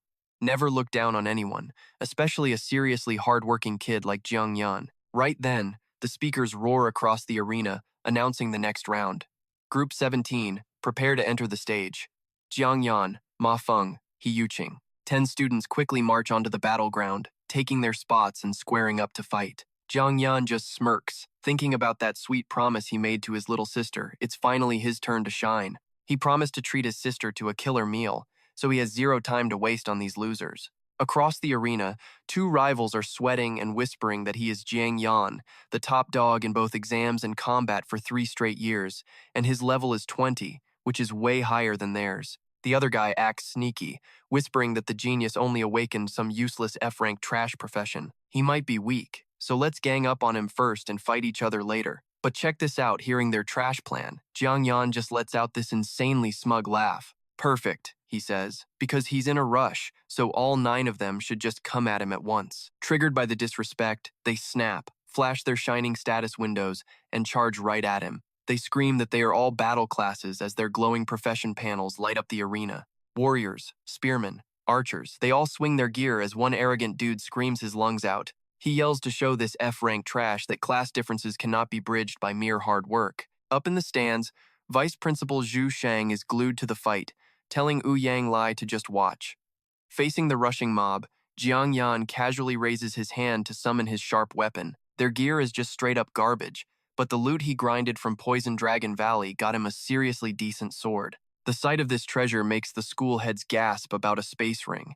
That weapon is A rank, definitely forged by a master blacksmith over level 50. In a split second, Jiang Yan turns into a complete blur, moving at absolute lightning speed. He effortlessly dodges every single sword strike and arrow with pure style. The crowd watches with dropped jaws, completely blown away by his insanely godlike footwork. They wonder how high his agility stat actually is, and if he really is just some F-rank crafter. Stopping in his tracks, Jiangyan points his blade at the ground and calmly tells them that they lost, leaving his confused rivals shouting back in denial. They yell that even if he is fast, they do not have a single scratch on them, so his speed stat must just be pretty high. Jiangyan tilts his head with a smug grin, asking if that is so. Oh man, watch closely because clean slices suddenly rip across their collars and chests, leaving the crowd completely speechless. The losers look down at their shredded clothes, shaking in complete disbelief. They freak out over their torn shirts until one pale guy shivers, realizing the brutal truth. If Jiangyan wanted them dead, they would all be cold corpses right now. To them, his standing figure looks exactly like a god of death who just spared the lives of mere mortals. Gulping hard, they realize they stand zero chance against this absolute beast, so they instantly throw up their hands to surrender and save their own skins. They yell their surrender as the announcer blares his victory over the loudspeaker. Jiang Yan from Group 17 wins, casually walking out of the arena to head home. Now that the prelims are done, the real college entrance exam starts in just a few days. Finally, he can head back and take his little sister out for that killer feast. Smirking, he thinks to himself that he successfully used this fight to legitimize where he got his blue steel sword. This way, nobody will bother him or ask sketchy questions about his high-tier weapon anymore. Up in the stands, Vice Principal Zhu Shang is completely speechless, wondering how the kid got this insanely strong. Principal Ouyang Lai nods along, saying that to solo farm materials in Poison Dragon Valley, his true power must be way off the charts. He adds excitedly that even the legendary Huo Yuanwu back in his youth did not pull off something this mind-blowing. Zhu Shang can only nod along, admitting that the principal is absolutely right about that. Watching Jiang Yan walk away, the principal mutters with hope that their high school has never produced a city-wide top scorer. He looks up at the sky, totally hyped. Could an F-rank kid actually grab that ultimate glory this year? Meanwhile, intense battles are still going down in other rings with competitors throwing absolute haymakers. The speakers blare to wrap up the prelims, announcing Zhang Daqiao from Class 24 as the final victor. With the school prelims officially over, 68 fighters advance to the next stage, gathering in the fancy lounge reserved only for the winners. While the other students relax after some crazy close battles, Jiangyan casually sips his water, running the numbers in his head. Their school has over 1,000 seniors, meaning those 68 winning groups account for 680 competitors in total. That means more than 400 students can still take the college exam normally without passing this prelim, plus the 68 elite qualifiers sitting in this room right now. So, about 500 graduating seniors from their school are officially cleared to enter the brutal college entrance exams. He frowns slightly, realizing Nanrong City has 19 high schools in total, making the scale of this exam absolutely massive. That translates to roughly 10,000 rivals he will have to crush to get to the very top. Trying to claim the top spot in a massive army of 10,000 is going to be incredibly tough. Suddenly, a tall figure approaches his table and slides into the chair right next to him. Recognizing his new visitor, Jiang Yan is pretty shocked, wondering why the principal is hanging out in the lounge. Smiling warmly, the principal reminds him that he was the school's top student for 3 straight years, saying there is no need to look so surprised to see him. Jiang Yan playfully responds that he is not just their school principal, but also one of the 12 guardians of Nanrong City. So a normal student getting a little startled to see him around is pretty understandable, is it not? The principal bursts out laughing, giving his shoulder a hearty slap. Kid, you sure know how to smooth talk. I actually love a good flatterer, he says, but then his eyes narrow with massive expectations for his student. I would be even happier if you could bring that top scorer title back to our high school number 1. This sudden, bold request completely catches Jiang Yan off guard for a few seconds. He quickly sips some water to get his head back in the game. He asks back, totally skeptical our graduating class has 3 S-rank combat awakeners and 6 A ranks. Are you seriously banking on me, an F-rank trash? Principal Ouyang Li just smiles, calm and wise. What about F-rank, kid? As one of the 12 guardians of Nanrong City, do you think I started as some god? I only awakened a C-rank class myself. He raises a proud fist, dropping some serious wisdom. Kid, real strength comes from the person themselves, not some basic job class. Humanity's greatest power is a heart brave enough to draw its sword against any god-tier opponent. These words hit Jiang Yan like a truck. He thinks to himself that this principal is built totally different from other high rankers. In his past life, they barely interacted, but it seems this man never even needed his editing skill. Bowing respectfully, he smiles with pure confidence. Thanks for the lesson, Principal. Principal, I will absolutely give it everything I have to bring that top scorer trophy home to high school number 1. The principal roars with laughter and throws a fist out. Awesome. That is a promise between us. Come on. Fist bump a pact between real men. Jiang Yan smiles, returning the fist bump with zero hesitation. You got it. Nearby, 2 other students watch this fiery, passionate moment, breaking into a cold sweat. What are those 2 even doing? Suddenly getting all hyped up out of nowhere. Are they made of white phosphorus or something, just bursting into flames on contact with air? The principal is way too old to be acting like an edgy teen.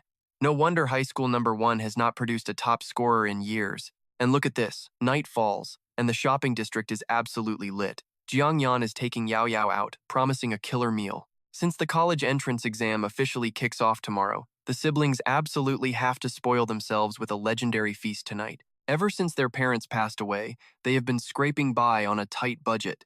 They have never stepped foot in a high-end place like this. Little sister Yao Yao nervously tugs his shirt, looking around with pure anxiety. Big brother, are we really eating here? Maybe we should just go home. Jiang Yan gives her a warm, spoiling smile and pats her shoulder. Yep, this is the spot. Looking up at the flashy sign of Eros, a premium Wagyu barbecue joint, she stammers, I saw this place online. It is ridiculously expensive, and it is reservation only because it is insanely famous. Our boy immediately pulls out his phone, giving her a wink while showing the booking confirmation. Your brother obviously did his homework. I booked our table ages ago. Let's go inside. Staring at his back, she feels touched, thinking she should not ruin the mood when her brother went through all this trouble. Even though this restaurant is crazy pricey, her brother did just hand her a massive stack of cash. If she budgets tightly for the next few months, they will have plenty of cash. She smiles softly at him. Tomorrow is his big exam, so he deserves a stress-free night. Stepping into the elegant space filled with soft piano music, a server politely bows to welcome them in.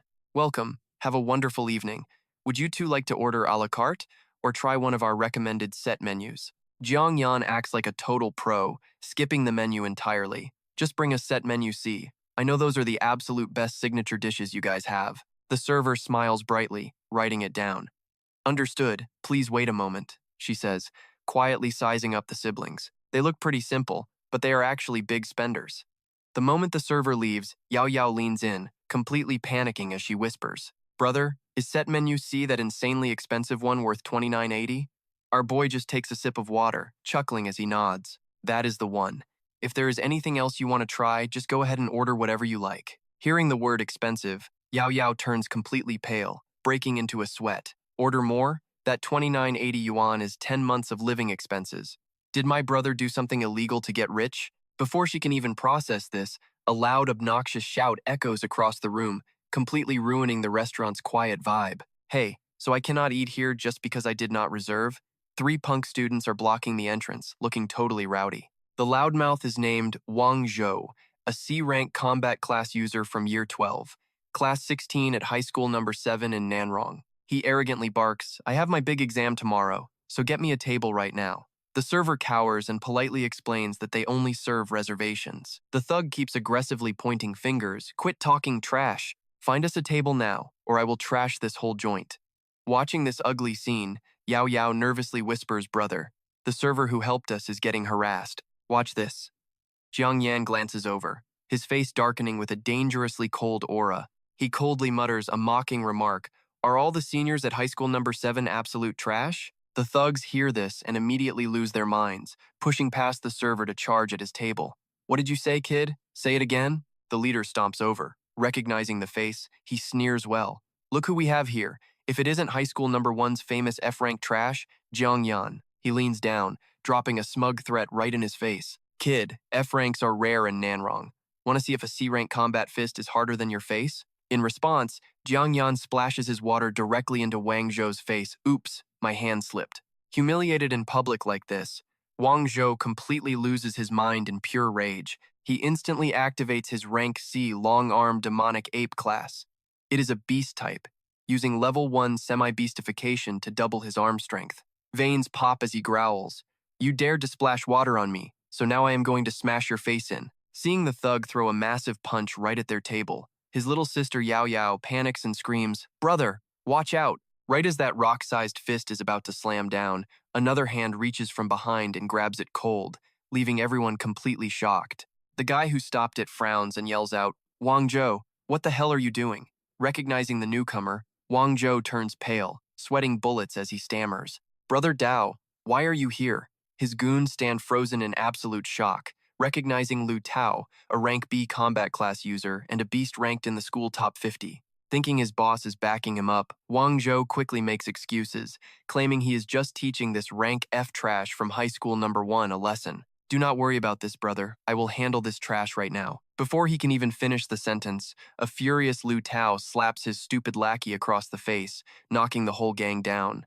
"You dare lay a finger on Brother Yin? Are you begging for death?" Clutching his swollen cheek, a clueless Wang Zhou whines. "But Brother Tao, you must have the wrong guy. He is just some rank F trash from high school number 1. Suddenly, a calm, steady voice echoes from behind them. He is not mistaken, and if he arrived even a second later, your arm would be completely shattered. The gang trembles in absolute terror, crying out, "It is the eldest young master of the Lu family, Lu Yuan, a rank S genius ranked top 3 at high school number 7. Why is he here?" Ignoring the grand entrance of the rival school top genius, Jiang Yan just smirks.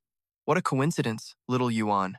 The cold and overbearing young master immediately blushes red at the cheesy nickname, yelling back in pure embarrassment, "Do not call me little Yuan." This insane interaction completely short-circuits the thugs' brains, leaving them staring at each other in sheer disbelief. That rank F loser just called the great young master Lu Yuan little Yuan, and he actually answered back? Am I freaking dreaming right now? Leaving them frozen, Jiang Yan turns his gaze to Lu Yuan, asking in a low tone, "By the way, little Yuan, your high school number 7 guys have 0 manners. Tell me, how are we going to settle this?" Cold sweat drenching his back, Wang Zhou shivers, asking himself, "Wait, is this guy not just some rank F garbage?" In his eyes, Jiang Yan suddenly feels suffocatingly terrifying, sending him into absolute panic.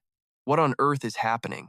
His whole body goes stiff, and his teeth chatter uncontrollably. I mean, imagine thinking a guy is total trash, only to watch him casual talk a rank S beast. Talk about a mind-blowing shocker. Jiang Yan's face is shrouded in shadows, completely breaking the thug's mental state. Who is this guy?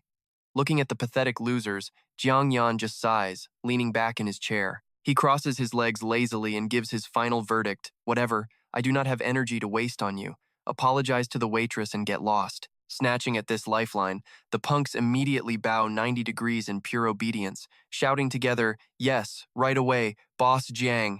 Trembling, they keep bowing 90 degrees. The gang frantically apologizes, saying, "We are incredibly sorry. Please forgive our stupid behavior." The flustered waitress quickly waves her hands. "It is fine. Just remember to book a table next time." "Yes, sister." They yell in unison and bolt out the door like a hurricane. The waitress wipes her sweat, thinking that given how terrified they looked, they probably will never show their faces here again. Lu Yuan stands there, keeping his usual cold expression as he speaks up. "Running into you here is pretty funny, but I would be way happier seeing you make the city finals of the college entrance exam." Jiang Yan calmly takes a sip of water, replying with pure confidence, "Then you better train your butt off." He winks mockingly, dropping a total verbal bomb. "Because if you cannot even make the finals yourself, how are you ever going to face me?" Hit right where it hurts, the great young Master Luke is completely speechless. He refuses to argue any further. Turning on his heel, Lu Yuan huffs and throws back a final challenge. "Just wait for the finals. We will see exactly who fails the qualifiers." Watching him leave, Jiang Yan smiles. He might be a rival, but he is honestly not a bad kid. With the drama over, the cheerful waitress rolls in a cart loaded with delicious food. "Apologies for making you wait so long. Here is your premium Class C menu set. Enjoy." Plates of premium meats are served one by one, featuring prime beef chuck-eye roll, super thick dry-aged pork belly, and incredibly mouth-watering thick-cut marbled beef skirt steak. His eyes lighting up, Jiang Yan is ecstatic. Just hearing the names makes him drool, while his sister Yao Yao gasps. "These are insanely expensive ingredients I have only ever seen online." Taking a bite of that juicy meat, our boy literally starts crying tears of joy. Honestly, who can blame him? Back in his past life as a laboratory guinea pig, he never got to taste anything remotely this delicious. Thank God for freedom. Meanwhile, His little sister stuffs her face happily, cheeks bulging. This is so good. I am definitely the luckiest girl alive to have a brother treating me to this. Halfway through their feast, Jiang Yan takes a sip of water and asks his sister out of curiosity, Yao Yao, do you not want to ask who those guys were or how I know them? Putting down her fork, she smiles softly with eyes full of absolute trust, replying, because who they are does not matter at all. No matter what happens or who you become, you are always my big brother. Those heartfelt words leave Jiang Yan stunned, his heart skipping a beat from deep emotion. A warm, determined smile spreads across his face. This is family, the exact thing he is going to fight tooth and nail to protect. Under the restaurant glowing golden lights, watching his little sister eat peacefully, he silently swears to himself, in this life, he will keep her safe, no matter the cost. Time flies, and the Nanrong City College entrance exam day finally arrives at the demonic rift. A booming, majestic voice echoes across the sky, declaring that the annual college entrance examination officially begins today. At the qualifier plaza, thousands of students gather, listening to the final speech. Each of you is a unique genius, and this is the moment that determines your destiny. Lost in the massive crowd, Jiang Yan pockets his hands, whispering that this is ridiculous. Everyone spent 3 whole years suffering in their uniforms. Yet right today, they all suddenly decide to ditch them. Meanwhile, here I am, still totally stuck wearing this school gear. Remembering that intense fist bump with his principal, he just sighs. After all, he did promise the old man he would bring the top scorer title back to high school #1. Without the uniform, how would anyone even know he is representing his school? Up on the massive steps, the head examiner of Nanrong Awakened High School, Luo Sheng at level 53, loudly announces that the rules for this year's qualifiers are actually pretty simple. Just hunt down and eliminate the demonic beasts creeping inside the occupied rift zone. You will rack up points based on how strong those dead monsters actually are. Only the top 100 students on the leaderboard will make it to the finals. The female examiner adds that the sensor bracelets they received will calculate a monster's point value based on its raw aura.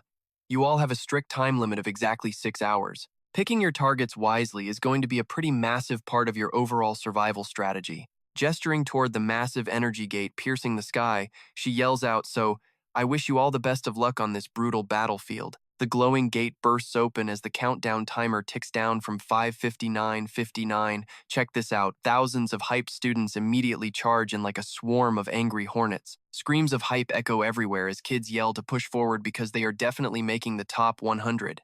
Out of the way, those high-value monsters belong to me. Moving calmly through the chaotic crowd, Jiang Yan walks with his hands behind his back, analyzing the situation. The rules might sound pretty simple, but there is a lot of hidden danger underneath.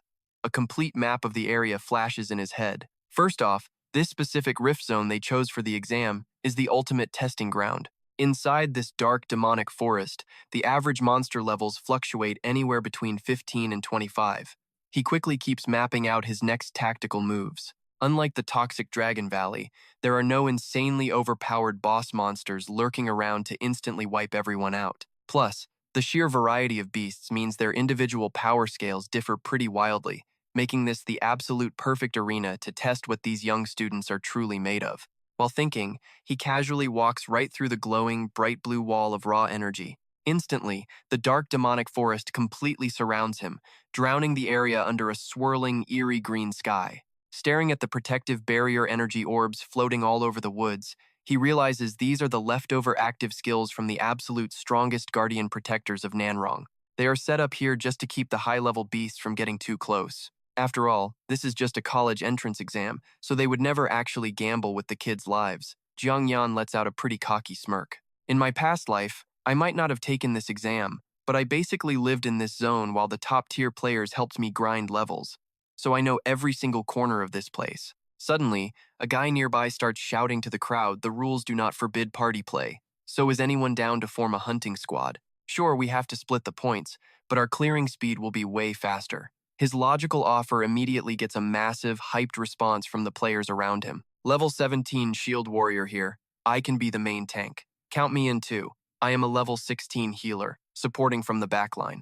I am a mage. I can drop high-range firepower. Level 18 Archer here. Got your backs covered. Seeing their squad coming together nicely, a girl in the group taps Jiang Yan on the shoulder and asks him in a friendly tone, Hey there, friend. What class are you playing anyway? Keeping his face totally calm and completely unbothered, he honestly replies, I am just an F-tier farmer. Instantly, the hyped vibe freezes, and their friendly faces flip as they scoff and immediately push him away. An F-tier? Yeah, dream on. Have fun playing solo out there. How does a totally trash class like a basic farmer even qualify for a high-level exam like this anyway? Just stay away from him. He is definitely going to be dead weight, dragging our entire squad down. Getting brutally rejected right at the start, Jiang Yan just shrugs, puts his hands in his pockets, and watches them walk away.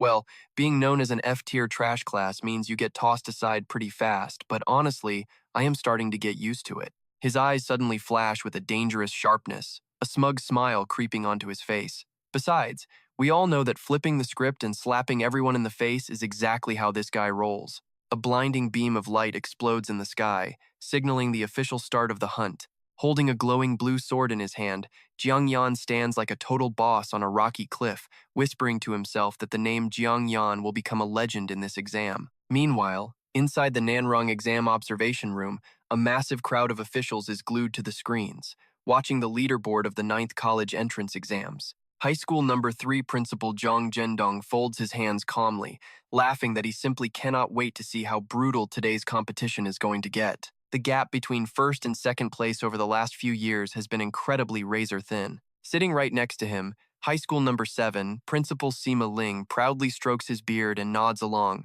My high school number 7 produced 4 S-tier geniuses this year, so I am pretty sure the city's top scorer will definitely be one of ours again. Getting totally annoyed by all that cocky bragging, Principal Yang Lai of high school number 1 immediately snaps and fires back. You are an A-tier awakened yourself, but honestly, I do not see how you are any better than me. Judging someone's true potential purely on their class tier is just a total rookie mistake. Getting called out, Sima Ling sneers back with a sarcastic chuckle. Are you talking about that absolute F-tier trash from your school? The kid who somehow barely scraped through his academic and combat exams for 3 straight years? Do not tell me you actually think he can snatch the top scorer spot. Old Principal Zhang Zhendong also shakes his head in mockery. You are right that tiers are not everything, but an F-tier class does not even have the right to sit at the same table as elite pros like us. Furious at the disrespect from those 2 old foxes, Principal Yang Li slams his fist down. That tier system is complete garbage, and you both know it. My student broke countless clearing records back when he was at the rookie training camp. He glares at them, declaring it with absolute, unshakable confidence. He is going to blow your freaking minds. Just you wait, but his heated warning only gets met with smug, arrogant sneers. Tut tut tut. The rookie camp is just a playground for newbies. Do you seriously think that is worth flexing? Looks like high school number 1 is totally dry on real talent this year. Gritting his teeth at their sheer disrespect, he can only let out an angry, helpless growl. Those absolute bastards. Right at peak tension, the entire observation room suddenly erupts into absolute chaos. The exam literally started less than 5 minutes ago, yet someone already bagged a beast and scored. Just look at the screen, you literally won't believe their classes. This system must be totally glitched out. All 3 principals break into cold sweats, completely losing their minds. A kill in under 5 minutes? Which big family genius is this? Who could it be? Is it actually that kid? Looking up at the electronic board, Principal Yang Li's face instantly softens, lighting up with a super smug, victorious grin. That magnificent little bastard, he actually did it, he mutters. Meanwhile, the other 2 principals stand jaw-dropped, their eyes nearly popping out in pure shock. An F rank? How is this even possible? An F-ranker slayed a high-tier monster in less than 5 minutes. The glowing leaderboard slaps the hard truth right in everyone's faces. Rank 1. High school number 1 candidate Jiang Yan. Class F-rank blacksmith and F-rank farmer. Score: 36 points. Back inside the pitch-black demon forest, a massive, heavy greatsword slams straight into the dirt with an incredibly powerful thud. Jiang Yan slowly grips the hilt, pulling it free with a wild smirk. Talk about luck spawning right next to a level 20 beast. Right in front of him, 3 giant shadow tigers with glowing, bloodthirsty eyes are snarling, flashing their fangs, ready to tear him to absolute shreds. Completely unbothered, our boy throws the sword over his shoulder. Guess I will gladly take the free points from you 3, he jokes. The system info flashes bright red. Level 21 Darkstripe Tiger. One of the most violent beasts in this entire dark forest. Remembering the rules, he clicks his tongue in disappointment. Sucks that we are not allowed to harvest materials from the beasts we kill during the exam. Such a massive waste of cash. While he is still mourning his lost loot, the tigers suddenly lunge forward like lightning-fast arrows.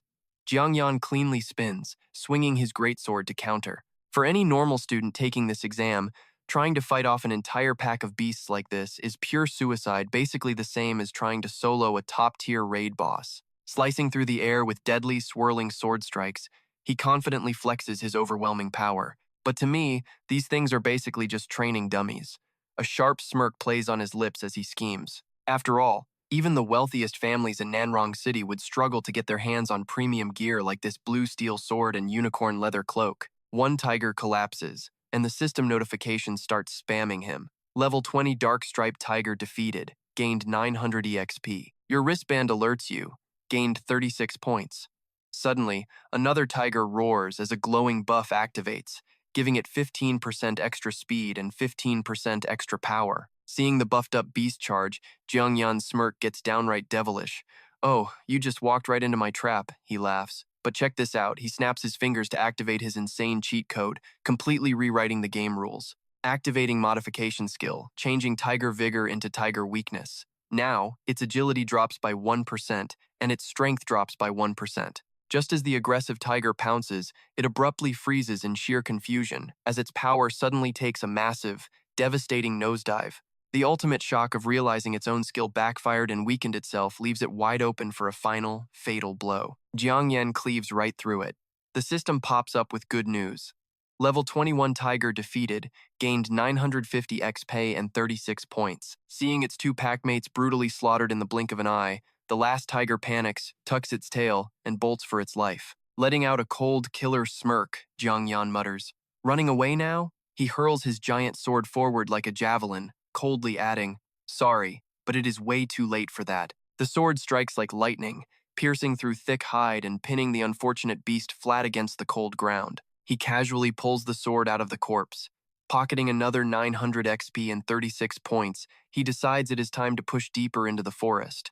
The stronger and higher level the beast, the more points it drops. His lone, proud figure melts into the dense foliage, stepping straight into the eerie blue mist because his goal was never just about grabbing the #1 spot on the board. With absolute, unshakable confidence, he declares his true ambition, which is to become an untouchable, godlike legend in this exam. Right now, the glowing leaderboard on the wristbands is displaying the top 5 contenders. First place, Jiangyan with 108 points. Second place, Li Yufeng, 73. Third, Lu Yuan, 69. Fourth, Sifeng, 68. Fifth, Zhou Mi, 67.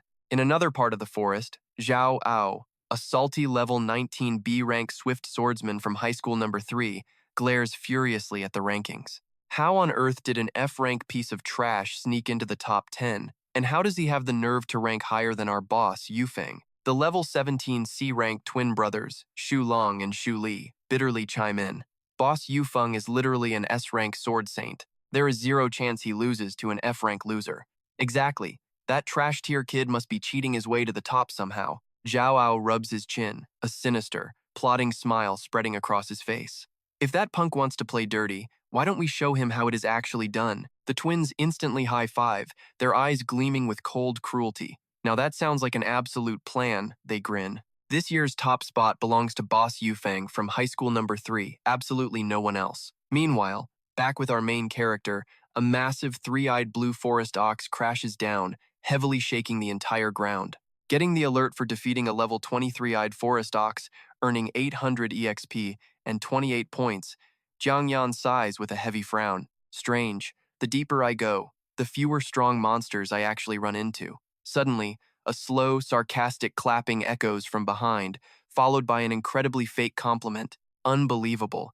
That is exactly what you get from the guy sitting comfortably at the absolute top spot. Jiang Yan immediately pivots with a razor-sharp glare, demanding to know who is there, as Zhao Ao and those creepy twins walk out of the bushes with fake, friendly smiles. "What is up, big bro Jiang Yan? We are from high school number 3 and we really want to squad up. So how about a little collab?" Shoving his hands into his pockets with pure boredom, Jiangyan rejects them instantly, zero interest, while silently reading their vibe. They claim they want to party up, but their shady faces practically scream they are up to no good. Seeing his target about to walk, Zhao Ao dashes forward to block his path, throwing out a massive bait. "Well, What if we told you we know exactly where a massive monster nest is hiding? He keeps pushing with that totally fake enthusiasm, promising a place crawling with high-level beasts that translate to a mountain of points. If you want to keep that top spot, you are going to need a major haul, right? The twin lackeys behind him nod along like total bobbleheads. Exactly. Meanwhile, Jiang Yan just silently watches their incredibly clumsy little performance play out. Staring at the slimy, mocking smirk of the guy in front of him, our boy sees right through the act, knowing these punks are scheming something dirty. Jiang Yan's eyes darken as he reads the situation. Out of tens of thousands of kids in this exam, they specifically hunted him down and threw out a piece of bait they knew he could never ignore. Get ready for this. A dangerous vibe flashes as he laughs at them. It is honestly pretty cute how pathetically obvious this trap is. High schoolers are nothing but pure amateurs. But hey, if you guys really want to play dirty with me, Jiang Yan smirks, his smile turning wicked as he decides to play along and turn their trap against them. Instantly switching to Oscar-level acting mode, he acts totally surprised and excited. Are you guys for real? You actually found a nest because I have been running around forever trying to find a decent pack of beasts. Thinking the fish bit the hook, Zhao Ao looks down with a sinister sneer. He fell for it. If you think you can steal the #1 spot from boss Yufeng, we are dragging you straight to hell. He eagerly turns around, waving them forward, saying, "You bet it is real, just follow us. We gotta move fast before someone else steals our points." Jiang Yan just smiles, matching their energy perfectly as he follows them deeper into the woods. Whispering as they walk, the minions map out their plan. We lure him to the middle of nowhere and beat him half to death. Left broken like that, he will never stand in Boss Yufeng's way again. Zhao Ao adds with a dark grin. Besides, Boss Yufeng's rich old man is paying us a literal mountain of cash to pull this entire thing off. He remembers the old man's order to eliminate anyone threatening Yufeng's rank. In return, he will pull massive strings behind the scenes to guarantee them a direct spot in the military, and as B and C rank classes, they know how rare that is. That sweet promise was like a drug in his ears, proving a military career would be infinitely brighter than simply rotting away in some totally average, boring college. Back in reality, Zhao Ao leads the way, casting a smug, satisfied glance at Jiang Yan walking right behind him. At first, I thought the only threats to boss Yufeng would be those high-tier elite S-rank geniuses. I never imagined some garbage F-rank loser could sneakily climb up to the top spot. This is a total jackpot the second we take out this absolute trash. Our golden ticket into the army is basically locked in. Seeing the trap ready, Jiang Yan excitedly points ahead, playing his clueless role perfectly. "Oh, I see it. That really looks like a nest right up ahead." But before they can celebrate, their jaws drop as Jiang Yan suddenly bursts past them like a bullet. What on earth is this crazy guy doing? The Shu twins panic, immediately giving chase while screaming to not let him get away. They sprint deep into a dark, dense thicket, where a massive, ancient tree blocks out all daylight, looking like a terrifyingly real nest. Coming to a halt in the eerie, silent clearing, Zhao Ao lets out a wicked laugh, realizing his chance has arrived. We are totally isolated out here, which makes this the ultimate playground to destroy him. He instantly orders his crew to end him, and the twins rush forward with razor-sharp claws, nodding with grim determination. But right before their sharp claws can even graze Jiang Yan's shirt, another set of massive talons drops from the sky, instantly snatching Shu Li off his feet. Look at the sky.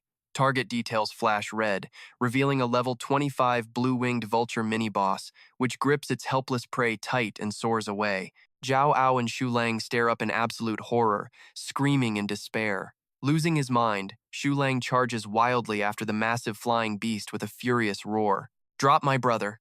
In response to his rage, the fierce blue-winged vulture swoops around, diving straight back down like a streak of black lightning. Its devastating dive bomb slams directly into Shu Lang, blasting the sword fighter 10 meters away, sending shockwaves through the ground as he crashes hard into the dirt. The sword fighter is completely traumatized, his face pale as a ghost. A mini-boss monster? How on earth is this even possible? What is a monster like this doing all the way out here? His eyes shrink as a terrifying realization slowly hits him. Don't tell me. Turning his head, he sees Jiang Yan standing calm and still in the misty blue fog, hands still in his pockets. Zhao Ao grits his teeth, drenched in cold sweat. That bastard is smiling, damn it. We walked right into his trap ourselves. Jiang Yan curls his lips, letting out a highly arrogant, mocking scoff.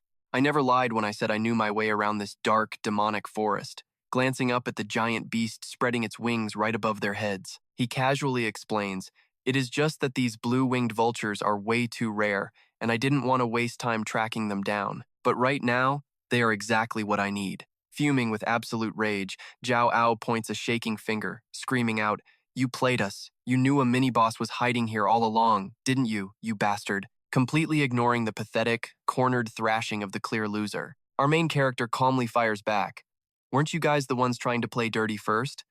I am simply returning the favor here." His eyes suddenly flare with a cold killer glare in the dark, dropping a massive truth bomb on them. "And honestly, your dirty tricks are pretty pathetic." Absolutely losing his mind, the leader draws his sword, screaming like a toddler whose candy just got snatched. "You knew everything from the start, and you have just been playing with us this whole time."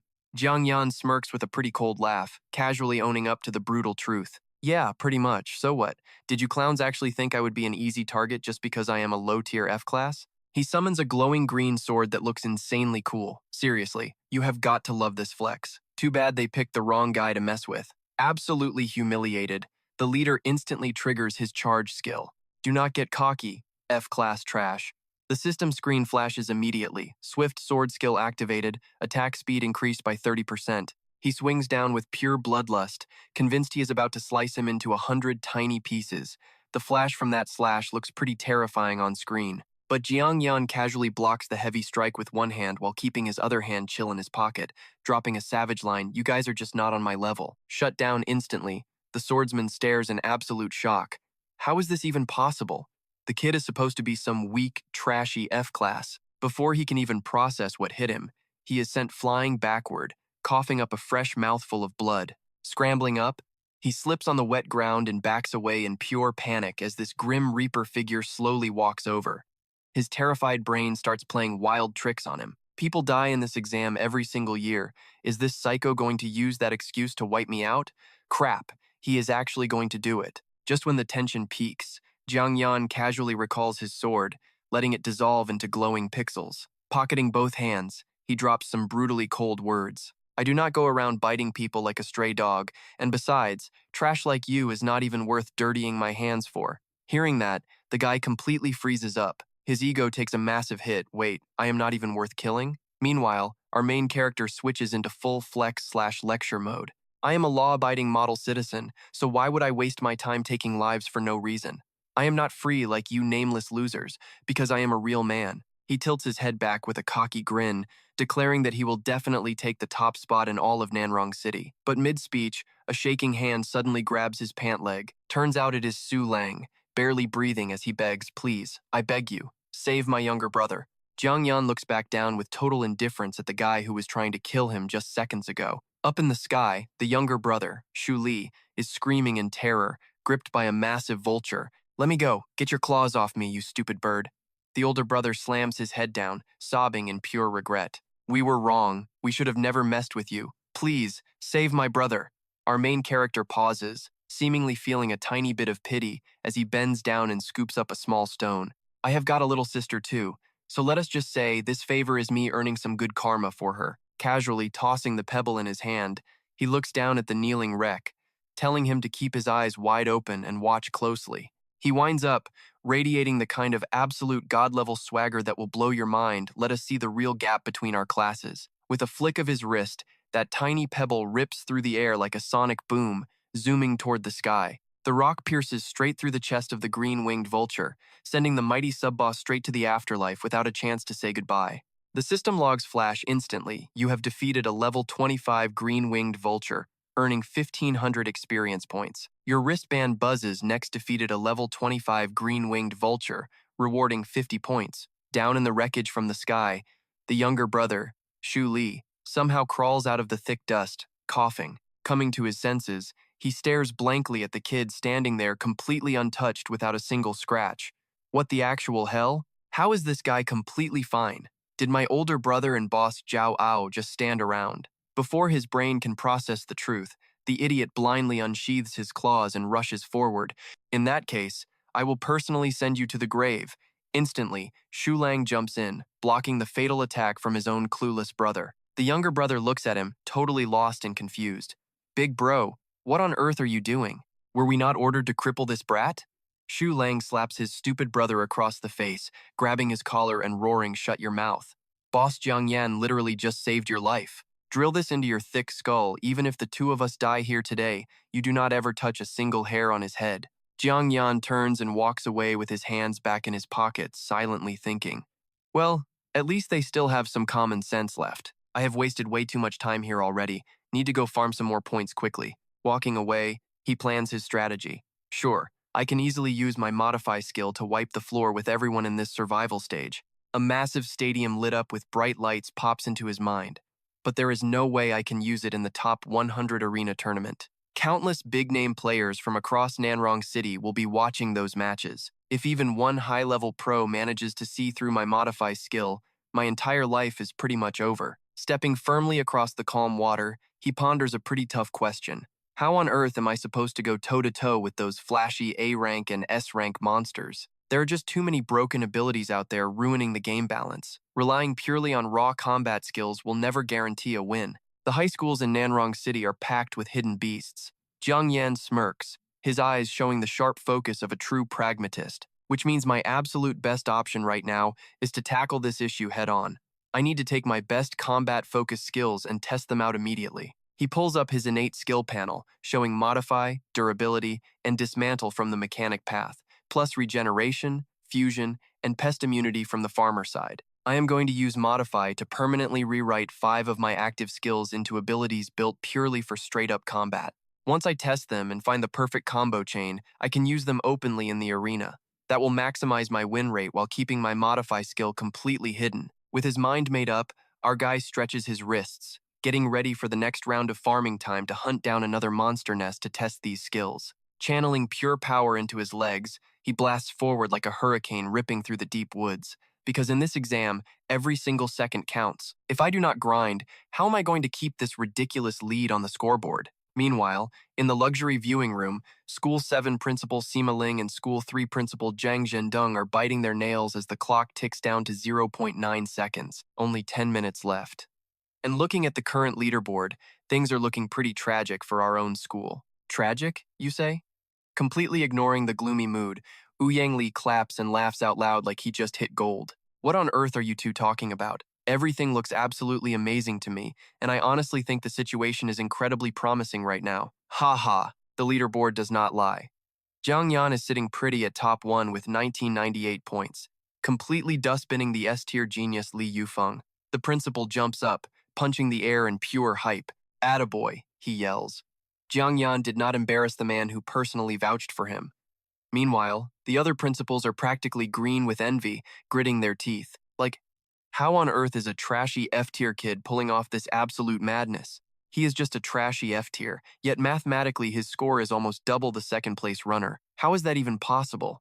Meanwhile, in a dark corner of the auditorium, a mysterious figure keeps his eyes glued to the screen, whispering that this is getting seriously interesting. Over in another spot, the stunning female judge with killer curves rests her chin in deep thought, flashing a highly intrigued smile of her own.